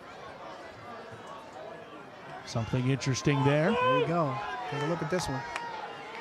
Evans is lining up like he's going to pooch punt this. Yeah, that's what I'm thinking. And he is. Punt caught at the 10. Broke a tackle, 25, 30, here to the near side, 40, and finally upended. And Belle Vernon's going to get better field position than if TJ just tried to turn the ball over on downs. And that's the bad luck that has plagued TJ from the get-go in this ball. Yeah, that was Adam LeCarton. That was a heads-up play because he caught this on a run coming forward, and everybody else was going in the other direction, and he found some space. And honestly, I thought that was a really big gamble for LeCarton because I don't think TJ expected him to bring it back in the other direction. Might have caught them flat-footed and turned that into a situation where maybe instead of being pinned inside their own 15, now they're at their own 43 and near midfield. That's a great play by LeCarton. 2 minutes, 5 seconds to go in the third quarter. Belle Vernon at 3-0. Thomas Jefferson at 4-0. Belle Vernon and TJ used to be conference foes. Now, last cycle, Belle Vernon dropped to AAA, won the state championship a season ago. Locks design run play for him as he'll go to the right side, and there's not a whole lot of real estate as he'll gain 2.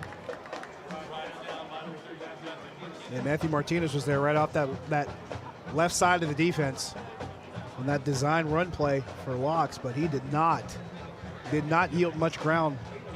He did get 3 on that first down carry, but Thomas Jefferson saw to it that it wasn't more.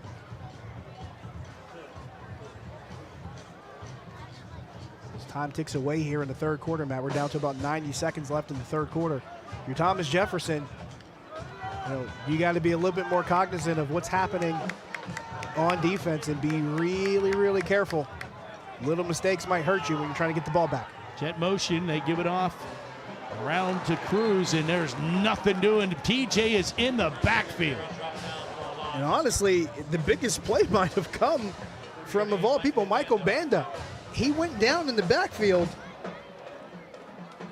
and the ball carrier had nowhere to go. So Cruz is trying to get around the corner, but Banda's sitting right there on the turf. He's trying to get over top of him, and that led to a negative play. So how about the good fortune of being right there on the beach, if you will. Back to the 39-yard line where it is 3rd down, 14. And the TJ defense just letting them hang around in this thing. Do they have another 3 and out in them? As Locks goes back to pass, has time, got a wide open man, but it's intercepted, cut off by Sullivan, and here's the return. Sullivan trying to get blockers here to the near sideline. Sullivan to the 40, and upended there by Cruz, but TJ had a big play defensively that could have gone for 6. There is a flag down on the far side. And Matt, Locks had Doppelauer open. He just underthrew it because he would have gotten over top of Sullivan. He just put too much air in the ball, so Sullivan was able to get underneath it and get his hands on it and bring it back the other way, and a good return as well. So a big flip of the field from TJ, and that was a turnover that they desperately needed, but let's see what the penalty call is. After the interception, we have holding 10 white. We're going 10 from the spot. It'll be first down. Thanks to the officials there for clearing that up. And that field flipping opportunity I talked about, that gets negated with the holding call. Let's see if we can find out where it happened. And there's the play by Sullivan on that underthrown ball. That's what they say. They called it on 10 on the other side. Yeah, those are the ones that really hurt where they were unnecessary, courtesy of the return.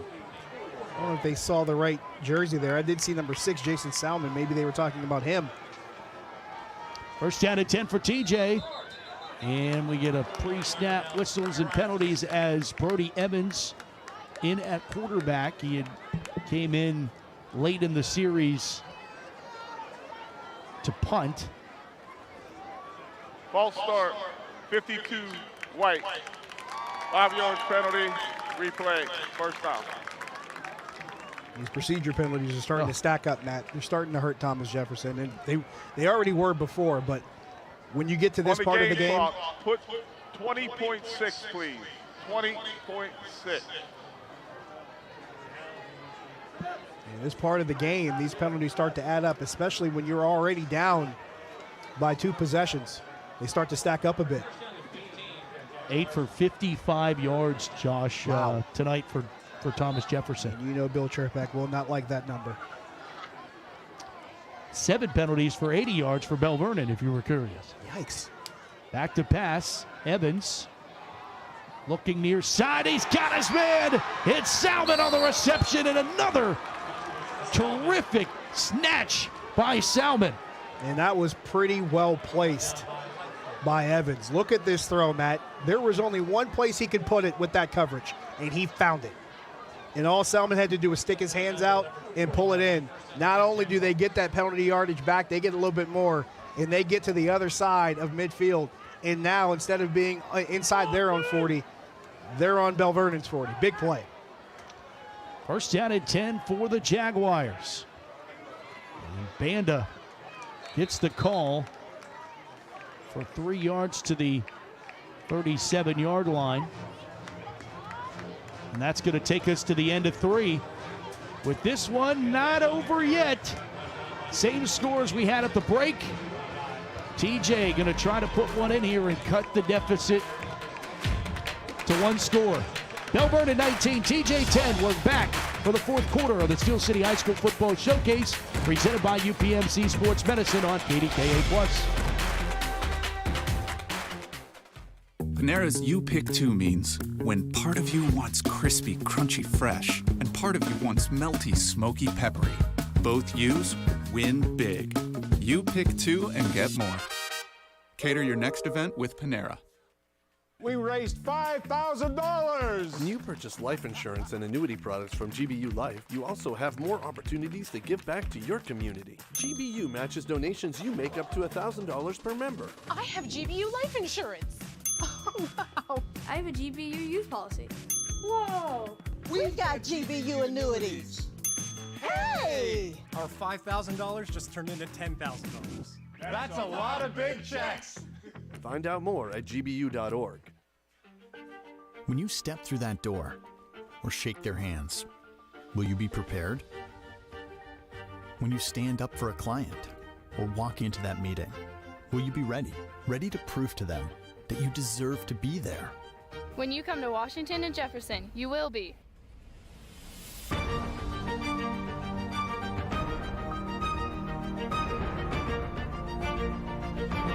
Washington and Jefferson College.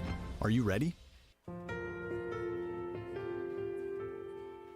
Most individuals, when they have an injury, they want to get back immediately, whether that is getting back to work or getting back to sport or getting to their next yoga workout. We really want to give them pain-free function and mobility as best we can for the extent of their lives, so they can be active, so they can enjoy being with their loved ones.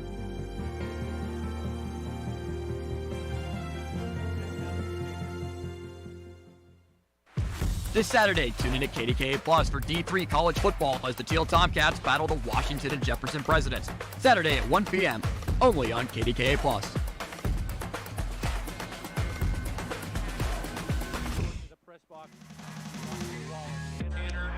Back to James Weir Stadium for quarter number 4. 19-10, Belle Vernon has the lead on TJ. Second down at 6 from the 36. Welcome to the fourth quarter, everybody. Play action for Evans. Evans sets up, looking for Sullivan. Throwing the ball that way, and it is on the other side of the shoulder, incomplete. Sullivan was jockeying there. It was Quentin Martin and company. I think Doppelhauer also was in on coverage as it goes incomplete. There too. Yeah, there was a handful of them. I think, honestly, I think at the end of the day, Brody Evans knew that. So he might have thrown that a little bit short on purpose because both defenders had their backs turned and avoid taking the sack, really nowhere else to go with the ball. Throw it away, live to fight another down. It's 3rd and 6. Fourth quarter action here between undefeated teams.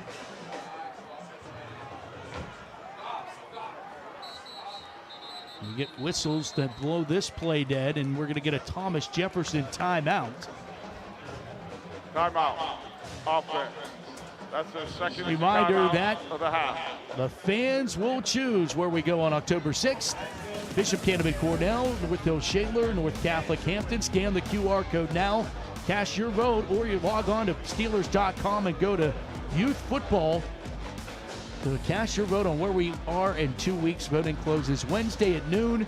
We will announce the winner right here on the showcase next week at halftime. Looking forward to letting you all know where we will be on October 6th. I'm looking forward to where this vote's going to go, and I'm going to have to check in on the numbers as the week goes along just to see who's voting where. Because I think we mentioned at the top of the broadcast it was Cornell and Bishop Canterbury that were leading. But plenty of time until that announcement comes. And a lot can change in a week, Matt. A lot can change in 7 days. That is true. It'll be fun to see how this goes. The other battle of unbeaten, Central Catholic leads North Allegheny 29-15 in the big 6A clash tonight. 3rd down 6. Evans. Intercepted. Picked off. Back the other way come the Leopards, and he's finally pulled out of bounds. And guess who it is? It's Tanner Moody, putting the Leopards fans in a mood. He has been so spot on defense in this game. He was the guy that recovered the fumble in the first half. He comes up with an interception here. And you see it, he just stepped right in front of Brayton White for the interception. Great play by Tanner Moody. You see it there from that look. And here's another one here. That's just great reading of the quarterback's eyes. And I'll say it again, being in the right place at the right time. And Tanner Moody has done that several times in this game. He's got 2 takeaways of his own for doing just that. Just when you think Thomas Jefferson has something cooking, Belle Vernon, the defense comes up big, and Tanner Moody comes up big again. Locks, hands off. Ooh. Martin. No, Locks keeps. He fooled everyone. He fooled me. And it's a first down for Belle Vernon. And Locks is slow to get up. That left leg. The right leg is. He was trying to get up, and yeah, he's holding that right knee, but let's look at what happened. Right off that read option, it Lippin caught Martin, that collision. That's what caught my attention. I think you heard that one down on the field level. But good job by Locks there. He picked up a first down off that run. He's still limping out there, JT. He's coming back. This has been, I talked to Matt Humbert earlier this week. He said, one of the things we also need to do is stay healthy for conference play, and they've already had their starting running back go out. He's out for the game. You don't want to lose. Offense. That's their second of the half. Braden Locks either.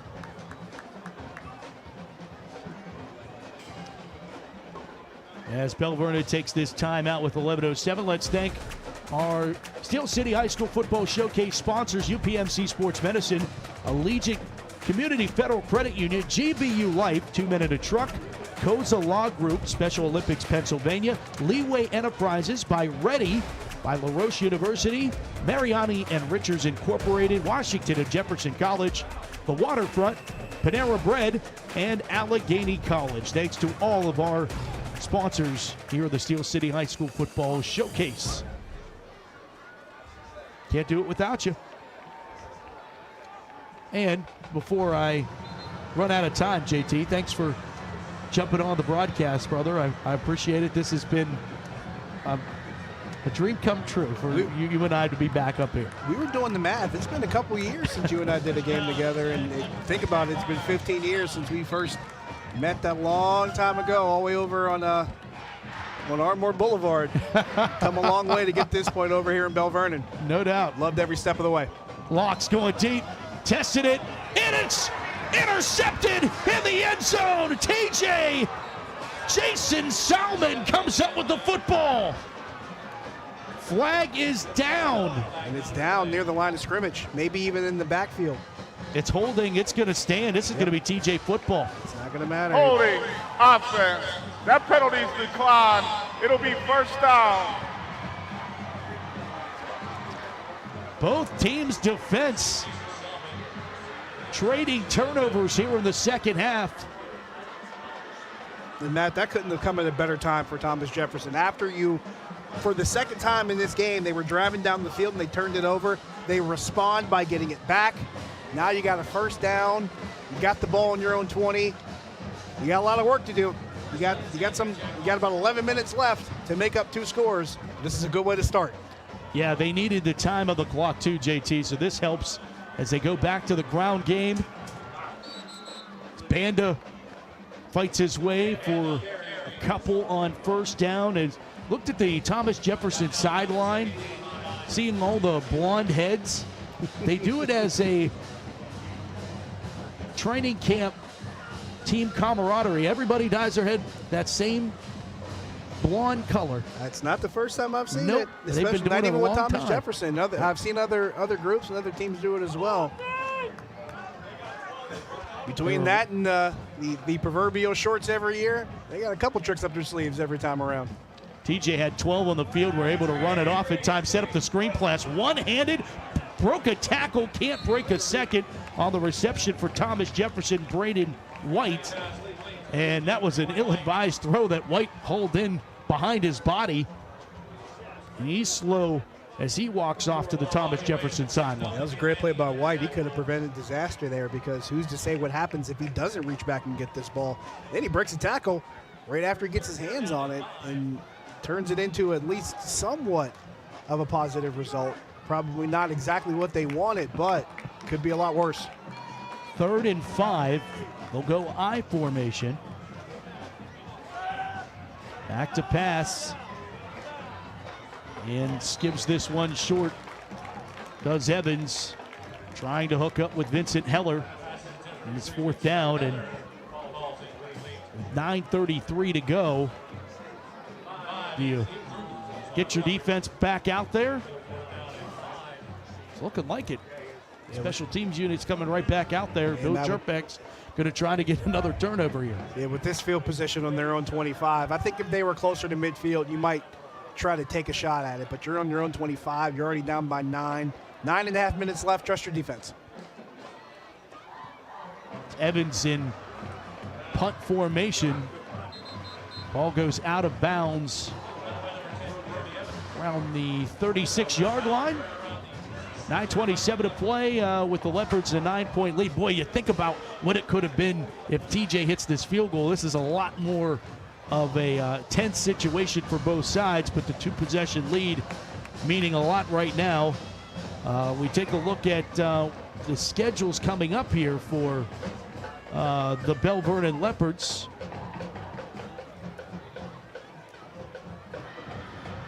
They enter conference play next week. We'll see the Gladiators from South Allegheny before the Lions from Greensburg-Salem come to town, and then 3 weeks from now, Mount Pleasant on the road to take on the Vikings. First down and 10 from the 36-yard line. Back to work is Locks and the Belle Vernon offense, and they hand it off, and weaving his way through is Doppelhauer. Doppelauer, kind of like Quentin Martin, has been moving around. He's been making plays in the backfield. He's been split out wide. Had that big run earlier in the game, 93-yard touchdown run. He's also been catching passes as well. And Matt Humbert talked about this. You know, they lost Jake Jetico early in this game. So they needed guys like Doppelauer to step in and make some plays. They also lost their tight end, Aiden Johnson, as well. So Belle Vernon's really had to go into the bag here and get some other guys contributing. Thought on Johnson, by the way, after this play as they hand it off. No, it's again a fake to Locks, and Locks keeps and gets to the 41-yard line, picks up a yard, and a very, very late flag. And I mentioned Aiden Johnson going down in the first half. He's actually back in this game, and he got tangled up with the TJ defender, and that might be what the flag is about.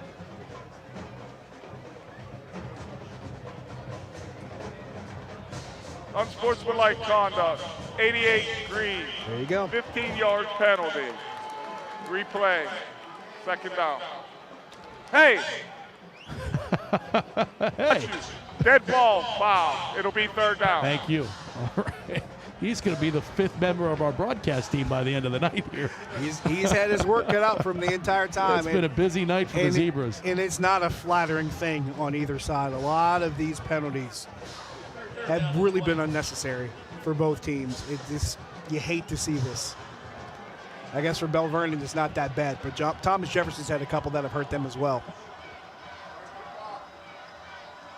Walks back and third down and long.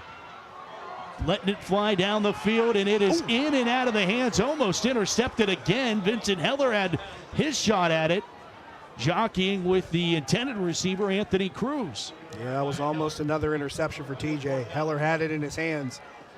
Salmon was the guy who had it last time. Yeah, that was just dropped.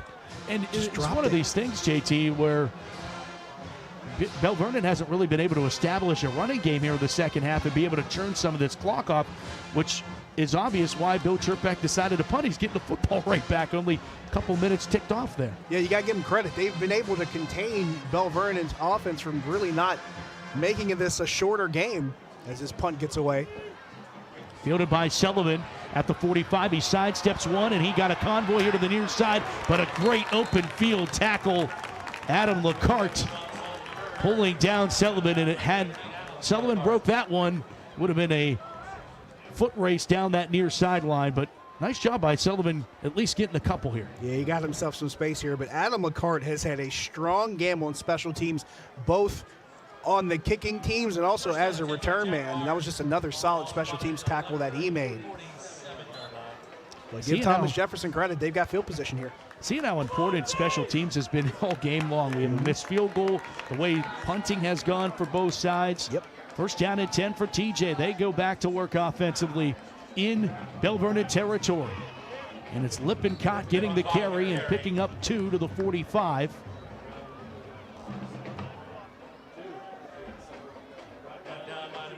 Alonzo Wade on the tackle there for Belle Vernon.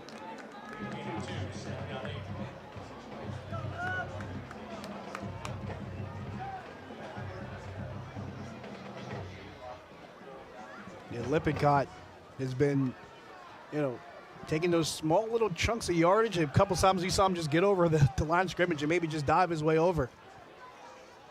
Got another chunk of 2 yards there. Play action. Costco going for it all. Costco hooks up with his receiver, Jason Salmon. Costco buying in bulk.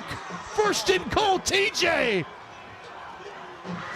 I can't believe you went there. I can't believe you went there. You know what else I can't believe? I can't believe this catch by Jason Salmon, because it was somewhat underthrown. Salmon got underneath it, maybe even overran it a bit, but he went and adjusted to it, went and got it, and hauled it in. He was going to the ground, and he made sure he secured it. Great work by Salmon, and a first and goal for TJ. Here they come. 38 yards on the pass and catch. Costco to Salmon. Back to the ground game. Lippincott battling his way down to the 1. Second down and goal for TJ. And the other important part of this, Josh, was you really would like to score this first one quickly. You still have time, not have to worry about the clock as much. this is as quick as TJ's offense has done it. And that's why you have a guy like Elias Lippincott, because he can try to get one from 7 yards out. You have him run a couple guys over. He didn't get in to the end zone per se, but he did cut a little bit of that distance down. He has 8 touchdowns on the season, a lot of them from short yardage. Lippincott, number 9. There you go. Touchdown, Jaguars. And they needed that. TJ within a score.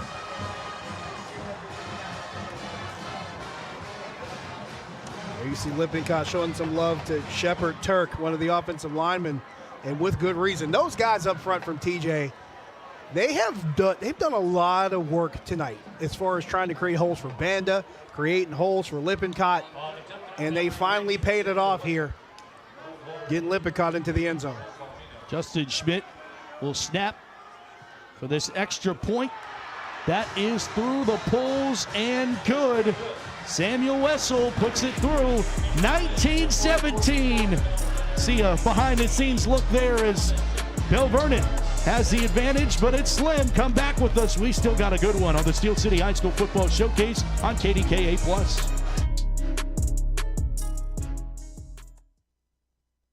This awesome gift is from my grandma. I use free pay policy from GBU Life. What does it do? It accumulates cash value, helps protect my future insurability, and it may even earn dividends. What's so great about that? My policy will grow with me. Plus, I get access to the GBU Life Youth Leaders Program, scholarships, and more. Oh. You might be interested in a GBU Life annuity. You're probably thinking about retiring soon, right, Mrs. Jones? This Saturday, tune in to KDKA Plus for D3 college football as the Teal Tomcats battle the Washington and Jefferson Presidents. Saturday at 1 p.m., only on KDKA Plus.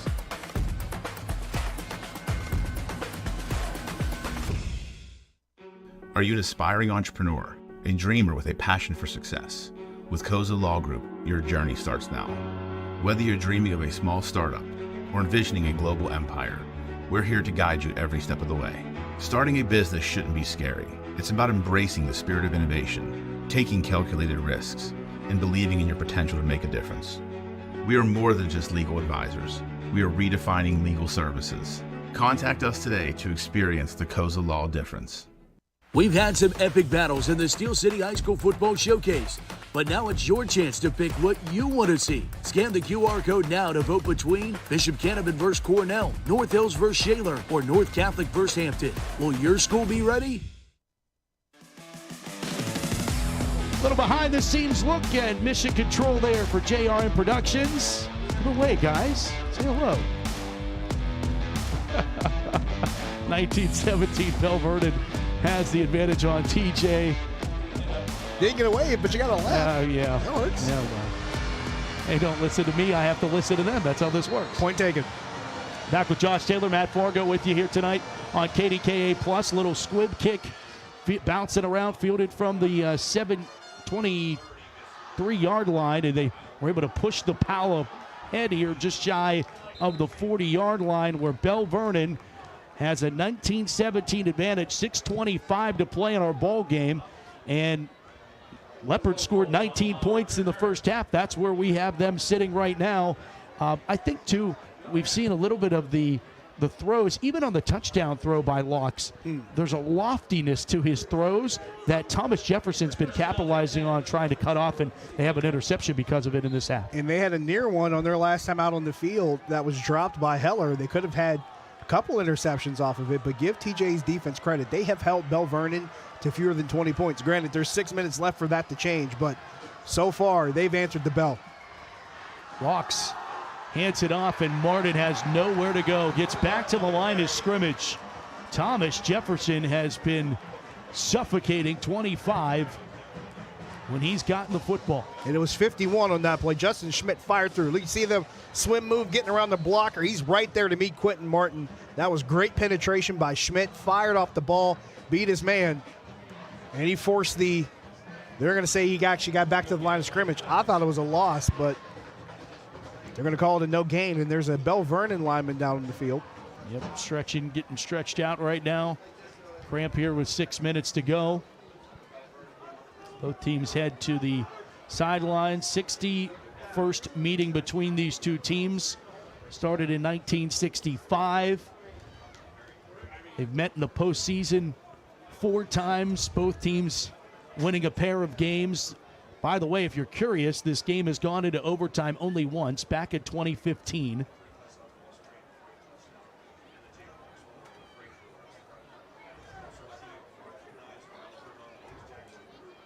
Great look at the,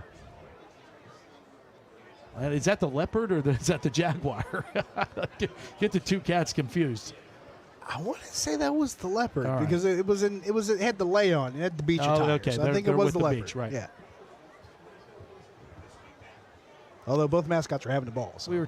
Yeah, no question. We're talking about the series history. If you're late to the broadcast, little history lesson. Overtime back in 2015, Belle Vernon won 31-24. Leopards have won the last 3 meetings, and there's been, in all of these meetings, all 60 of them previous, only 14 times was there a shutout one way or the other. But one of the best. One of the best in terms of, talking to both coaches, they were talking about how these teams know each other. There's history between them. Talking about Bill Chirkback knowing players on Belle Vernon's grandparents, those types of things. That always makes a rivalry even more fun. Having those common threads, I think, it makes it a little bit more personable. I also think it makes a lot more of a respect factor there. But then on the other side of the coin, they say familiarity breeds contempt. So it can go either way. 2nd and 10 out of the injury from the 40. Belle Vernon playing with a 2-point advantage. This time it's Martin. Martin trying to get out in open field. Here's Quentin Martin. Stop and go move. And he's out of bounds here to the near sideline inside the 40. And if there was a time Belle Vernon needed Quentin Martin to break out, this was as good as any. They ran that zone read again, and this time they actually made the handoff, and they just cleared out the entire left side. Quentin Martin had nothing but space. And this is a young man who can gain a lot of yards on his own, but the last thing you want to give him is room. He had a whole lot of tan in front of him that he could pick up and move the chains. First down for the Leopards. That was the best run of the night for Quentin. He hadn't had many that good. So yeah, definitely a good time for him to make his impact. Hawks will keep. Got upended and bottles them up just inside the 35 at the 34-yard line. And we went straight from Quentin Martin making that play in the backfield to being split out to the left side. Was stacked behind another receiver in the formation. So they spread it open for Brayton Locks to have that design run play. So Belle Vernon continuing to keep it pretty scattered here as far as what they're doing with Quentin Martin. They're keeping that diverse set of looks. Now he's back in the backfield again.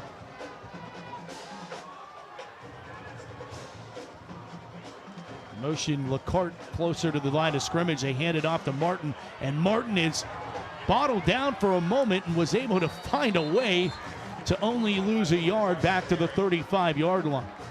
Yeah, Thomas Jefferson's playing the edges really well. They're taking away that keep from Locks on the zone read, but this time he handed it off to Martin, and Martin had no space. Thomas Jefferson was ready for him. They got into the backfield, and he was able to battle his way forward. I'm trying to figure out how he even got a yard or two out of it, but give Thomas Jefferson's defense credit. They got beaten a couple plays ago, but this time around, they're waiting for it, and they're not going away easily, and they haven't gone away easily all night. Banda had wrapped his arms around Quentin's legs. Was holding on for dear life until help arrived. 3rd down and 8 from the 34-yard line. Watts gets the snap, rolls to his right, will throw, and it's well out of bounds. Intended for Martin, incomplete. That was Salmon on the coverage there, and he closed in quickly on that ball. But it wasn't even on target. Martin wasn't anywhere near to get his hands on it, so that is another 3rd down stop for Thomas Jefferson. That defense continues to hold water. They've kept them in this game. Legal shift on the penalty call there. It will be 4th down for the Leopards. 4:10 to play, and TJ can get the football back, down 2.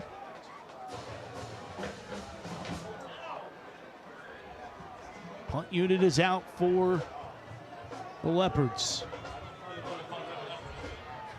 And to run a player off had too many. Alonzo Ray took off. Ball's bobbled around by Wetzel. It's blocked, and it's scooped up by Thomas Jefferson. They hang on to it.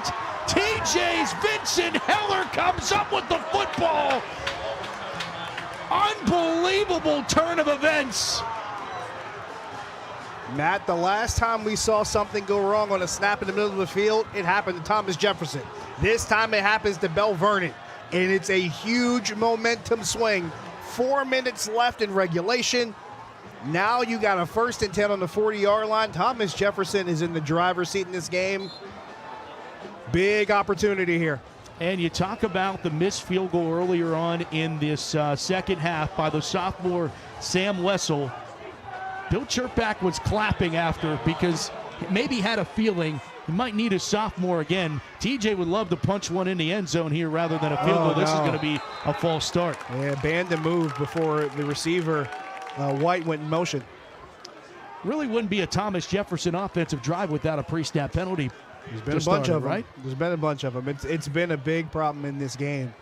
For Belle Vernon, it's been the unsportsmanlike conduct penalties. For TJ, it's been procedure penalties, and both of them have been costly. And you don't want to have yourself too far behind the sticks when you finally gotten that golden opportunity that your defense has been fighting for to get you back into this game. You don't want to waste it here. Vincent Heller did a nice job there. You know, so many players want to pick that up and try to run with it. Sullivan in motion, pitch left. Banda, flag is down, tripped up as he gets 3 yards. Yeah, this one's in the backfield too.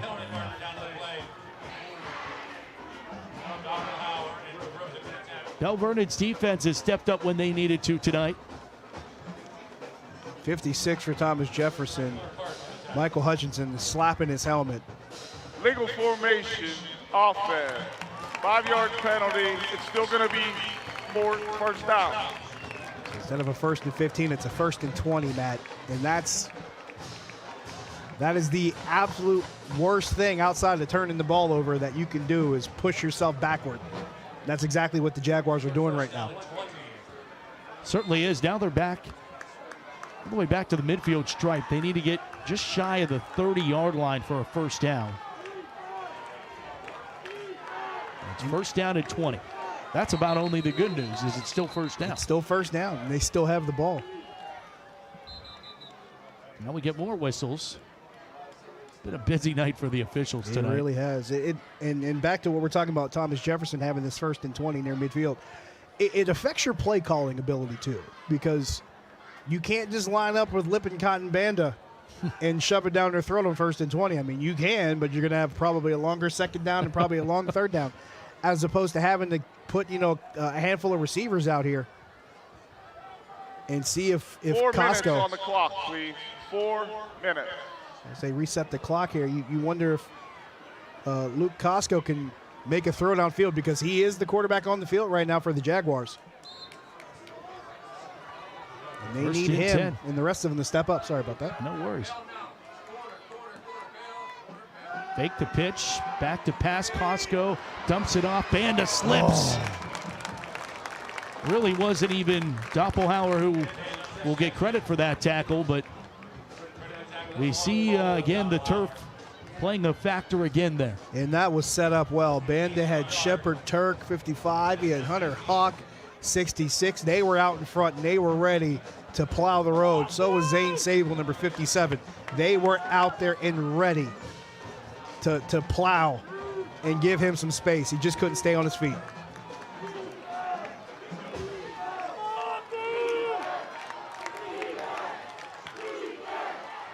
Motion, Banda out of the backfield. Back to pass. Costco going to let it fly down the near sideline. Salmon is there. Salmon makes the catch, and he's into the end zone. Touchdown, Thomas Jefferson. 49 yards. TJ's first lead of the ball game. What a catch by Jason Salmon. and he was paired up against the defender. It wasn't like the coverage was bad. He just took the ball out of the air. Watch it here. Just goes and gets it. He beat Cruz to it. What a play by Salmon. His anticipation on deep balls in this game. He's done it on offense as a receiver. He did it on defense as a defensive back and got an interception because of it. And now he makes the game-breaking play. Wessel, extra point is good. First lead of the ball game for Thomas Jefferson, 23-19. Now it's 24-19 with the extra point. Here's the pass again, JT.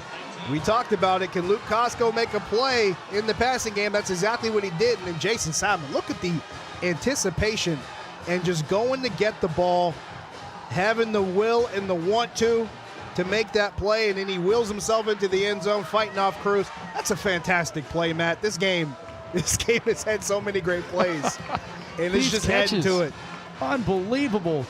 And TJ battling back. They were down 19-10 going into the fourth quarter. Now lead at 24-19. But it's one of those things, JT. We've seen Thomas Jefferson do this so many times over the years. I don't know that it all comes as a surprise with the Bill Chirpak coach team, but Matt Humbert still has 3 minutes and 6 seconds and has one of the greatest players in all the WPIAL at his disposal. And Bill Chirpak has leaned on his defense for 45 minutes of this game. He needs 3 more minutes of them. And you said it. Matt Humbert's got one of the best players, if not the best player in the region. And he needs to lean on that guy right now, too.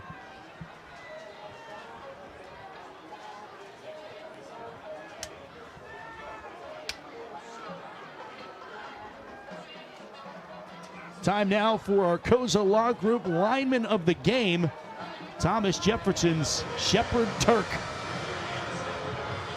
There you see him here. He just takes Locke out of the play. Bring the syrup, man. We got some pancakes for you. Wow. Extra carry here for Belle Vernon as they make that interesting on a Cruz return. And now the Belle Vernon offense, who has not scored in this half, 19-10 at halftime, now gets an opportunity to try to. Cruz is waving himself off. He's limping toward the sideline. Man, Belle Vernon has been beat up by injury tonight. Yeah, this has been a slugfest. It's been brutal. Really physical game. Some pads popping. We've seen some hits. Both teams have been doling them out. It's been really physical. But then again, given the two coaches, you that surprised? No. I'm not. Martin to the right of Locks. 2:58 to play in regulation. Another thriller tonight on the showcase.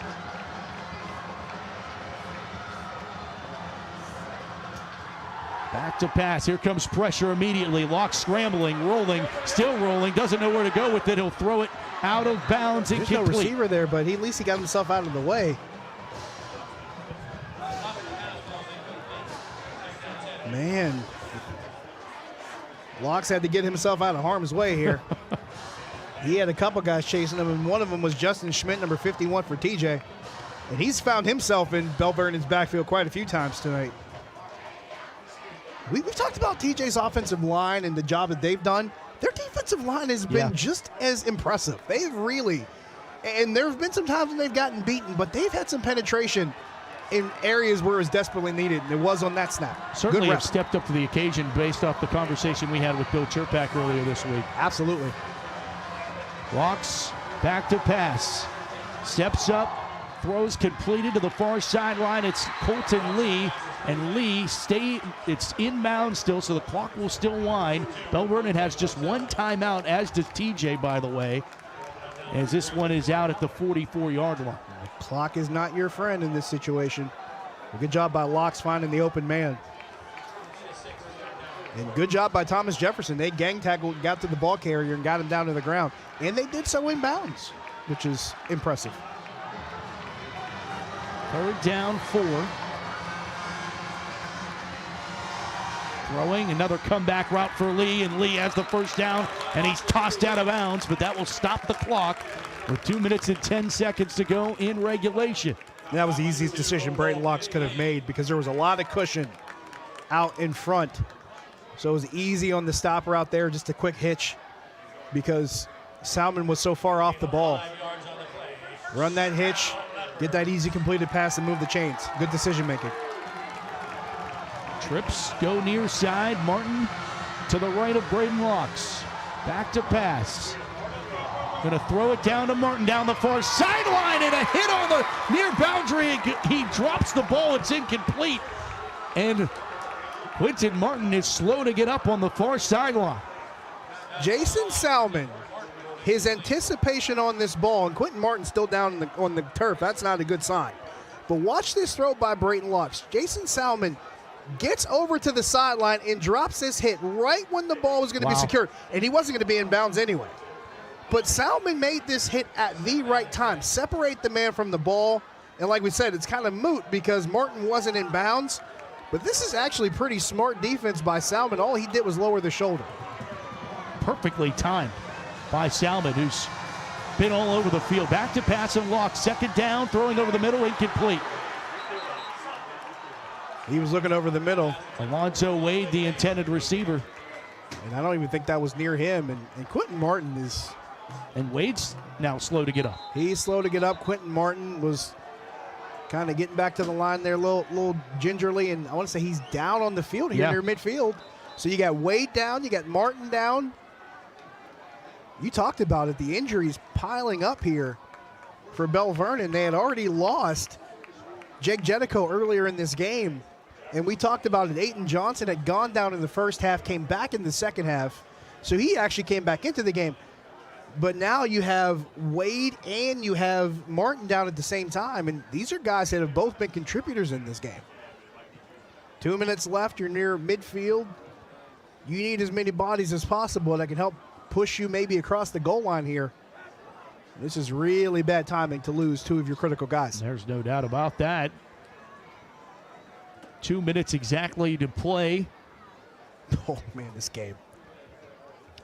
Hey, if you just joined us or you're trying to find the 10 o'clock news, we'll get it to you right after our game concludes. But we also have a Fan Votes Week coming up on October 6th. You can vote now. Votes are being taken as we speak.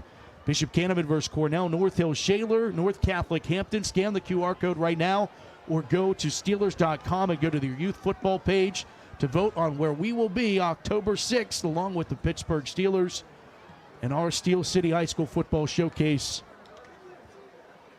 Vote now. Vote early and vote often. If it's anything like this, I don't know if where we end up matters because, I mean, this game has been fantastic. Oh. I'd like to hope to see that fan vote come down to a good game in a couple weeks here. And good news is Alonzo Wade is up and walking off with his own power. That's good news. And simultaneously, Quinton Martin is at least sitting up. He's being pulled up here by a couple staff members as well. So you want to talk about a couple of big losses for Belle Vernon. Quinton Martin is up and walking around. I don't know if he's going to stay in this game, but he doesn't have his helmet on. But it's been a slugfest tonight, Josh. It has been just back and forth. TJ, you felt like they were trying to hang around in this game at times. Belle Vernon had all the momentum, and they were able to hang around just long enough that they were able to break through on the other end here. One of our colleagues, Chris Mack, on Twitter, he just said, "Hey, this Belle Vernon and Thomas Jefferson game is a slobber knocker." He ain't wrong. No, it is not. 3rd down 10 for the Leopards. Operating from their own 49. Locks back to pass. Here comes some pressure. He'll throw across the middle. It is incomplete. Nearly intercepted. Braden White had the pick, and the turf knocked it away from him. Incomplete. It's 4th down. That was another near pick for Thomas Jefferson's defense. Heller had his hands on one earlier in this game, and White almost had one here too. And Locks was under some heat. He had to get rid of this ball, and he overthrew Colton Lee by a handful of yards here. That almost became the game-sealing play for Thomas Jefferson, but hold your horses. This is it right here. Quinton Martin back in the game in the slot, lowest on your screen. Back to pass. Locks Throws over the middle. Incomplete off the hands. Mon Valley Mayhem. TJ will get the football. And once again, Locks under pressure. Had to get rid of it. TJ sent 5. Locks was under duress. He had to throw it, a little bit too much on it. And I think that was Cameron Egerton was right in Locks' face. He knew he had to throw this ball, but he overthrew his receiver. And man, what a swing in this second half, Matt. Thomas Jefferson can put this one away. And you're right, it has been unbelievable. 14 unanswered points by TJ here in the second half. They've outscored Belle Vernon 14-0 in the second half. That's the thing. That's the thing that I look at. This Thomas Jefferson defense, you can't give them enough credit. Oh, my goodness. They shut out this Belle Vernon offense in the second half? That's incredible. Only one timeout for Belle Vernon. Brody Evans is in at quarterback, and it's a handoff to Lippincott. How about 42? And this is why you have an Elias Lippincott. This is why you have that guy. You want to put a game away, you want to put a defense down, you give it to him and let him do it on his own. He's not Mariano Rivera, but he can be a closer. That's exactly what you hope for. That's a big first down on one carry. First down for the Jags, so no timeout taken by Matt Humbert because of the first down, and now we get encroachment on Belle Vernon, so 5 more. With a minute 16 to go. Offside, defense, number 25. That's a 5-yard penalty. It'll still be first down. We've got a great sound effects board from the official tonight. Well, I remember there was that official in the Seahawks game that was talking to American when he was telling Geno Smith. Right. This official's been talking to the Mon Valley. Making sure everybody knows what's going on. He's talking to Pittsburgh, folks. That's right. 10 o'clock news coming up on KDKA Plus. Of course, highlights coming up at 11. Timeout. White. Thomas Jefferson burns a timeout here. Their final timeout. Hey, if you're watching high school football now, you can watch college football tomorrow right here on KDKA Plus. Division III football for you as Teal Tomcats take on the W&J Presidents. 1 o'clock tomorrow, right back here on KDKA Plus. We also, here on KDKA Plus, got the Pittsburgh Penguins preseason games coming up. A lot of live sports on KDKA Plus, including our showcase. Good times ahead, and we got a lot here for everybody. And it's I can't get past what we saw tonight right now. We could talk about what's coming up, but it's just as big to talk about what we've seen tonight. This has been such a ridiculous game. And you talk just about the momentum swings and everything. You talk about last year. TJ goes 3-3, their worst start since 1995, going back before Bill Chirpak took over. Bill's in his 28th season here at TJ. 9 WPIAL titles, ties for most with Bob Palco. 5 state championships. To what he has built at TJ, and this has been a little bit of a different feel the last few years with where TJ is. You mentioned the tie with Bob Palco with 9 WPIAL championships. If you're talking about a coaching Mount Rushmore, those are 2 of the names on it. No doubt. That's 2 of them. He looking for win 305 tonight. Won his 300th game of the final game of last year. Let me tell you something. Win number 305. It was one that a lot of people might not have seen coming this evening. But give him and this staff credit, and give that defense a ton of credit, and that offense for overcoming the deficit to come back and beat this Belle Vernon team. And you have to imagine Bill Chirpak's looking up and thinking about his dad right now. Lost him on Tuesday, and to do what he did tonight and what his team did tonight, gotta imagine that's on his heart. There's a lot of bittersweetness involved in that, but there's a smile on the other end of it. Joy comes in the morning, but for Bill Chirpak, he's got some joy this evening. Thomas Jefferson stays undefeated, 5-0, 24-19 over Belle Vernon, hands the Leopards their first loss, and for the last time, Belle Vernon was 40 out of 43 games here at James Weir Stadium. They get handed a loss here at Belle Vernon tonight. Thomas Jefferson takes down their crosstown rival tonight. Thanks so much for watching this presentation of JRM Video Production and High School Football. Next week, we go to West Mifflin. We see West Mifflin take on Avonworth and the Antelopes. For Josh Taylor and our entire JRM crew, I'm Matt Fargo saying thanks so much for watching. Thomas Jefferson, your winner tonight on the Steel City High School Football Showcase on KDKA+.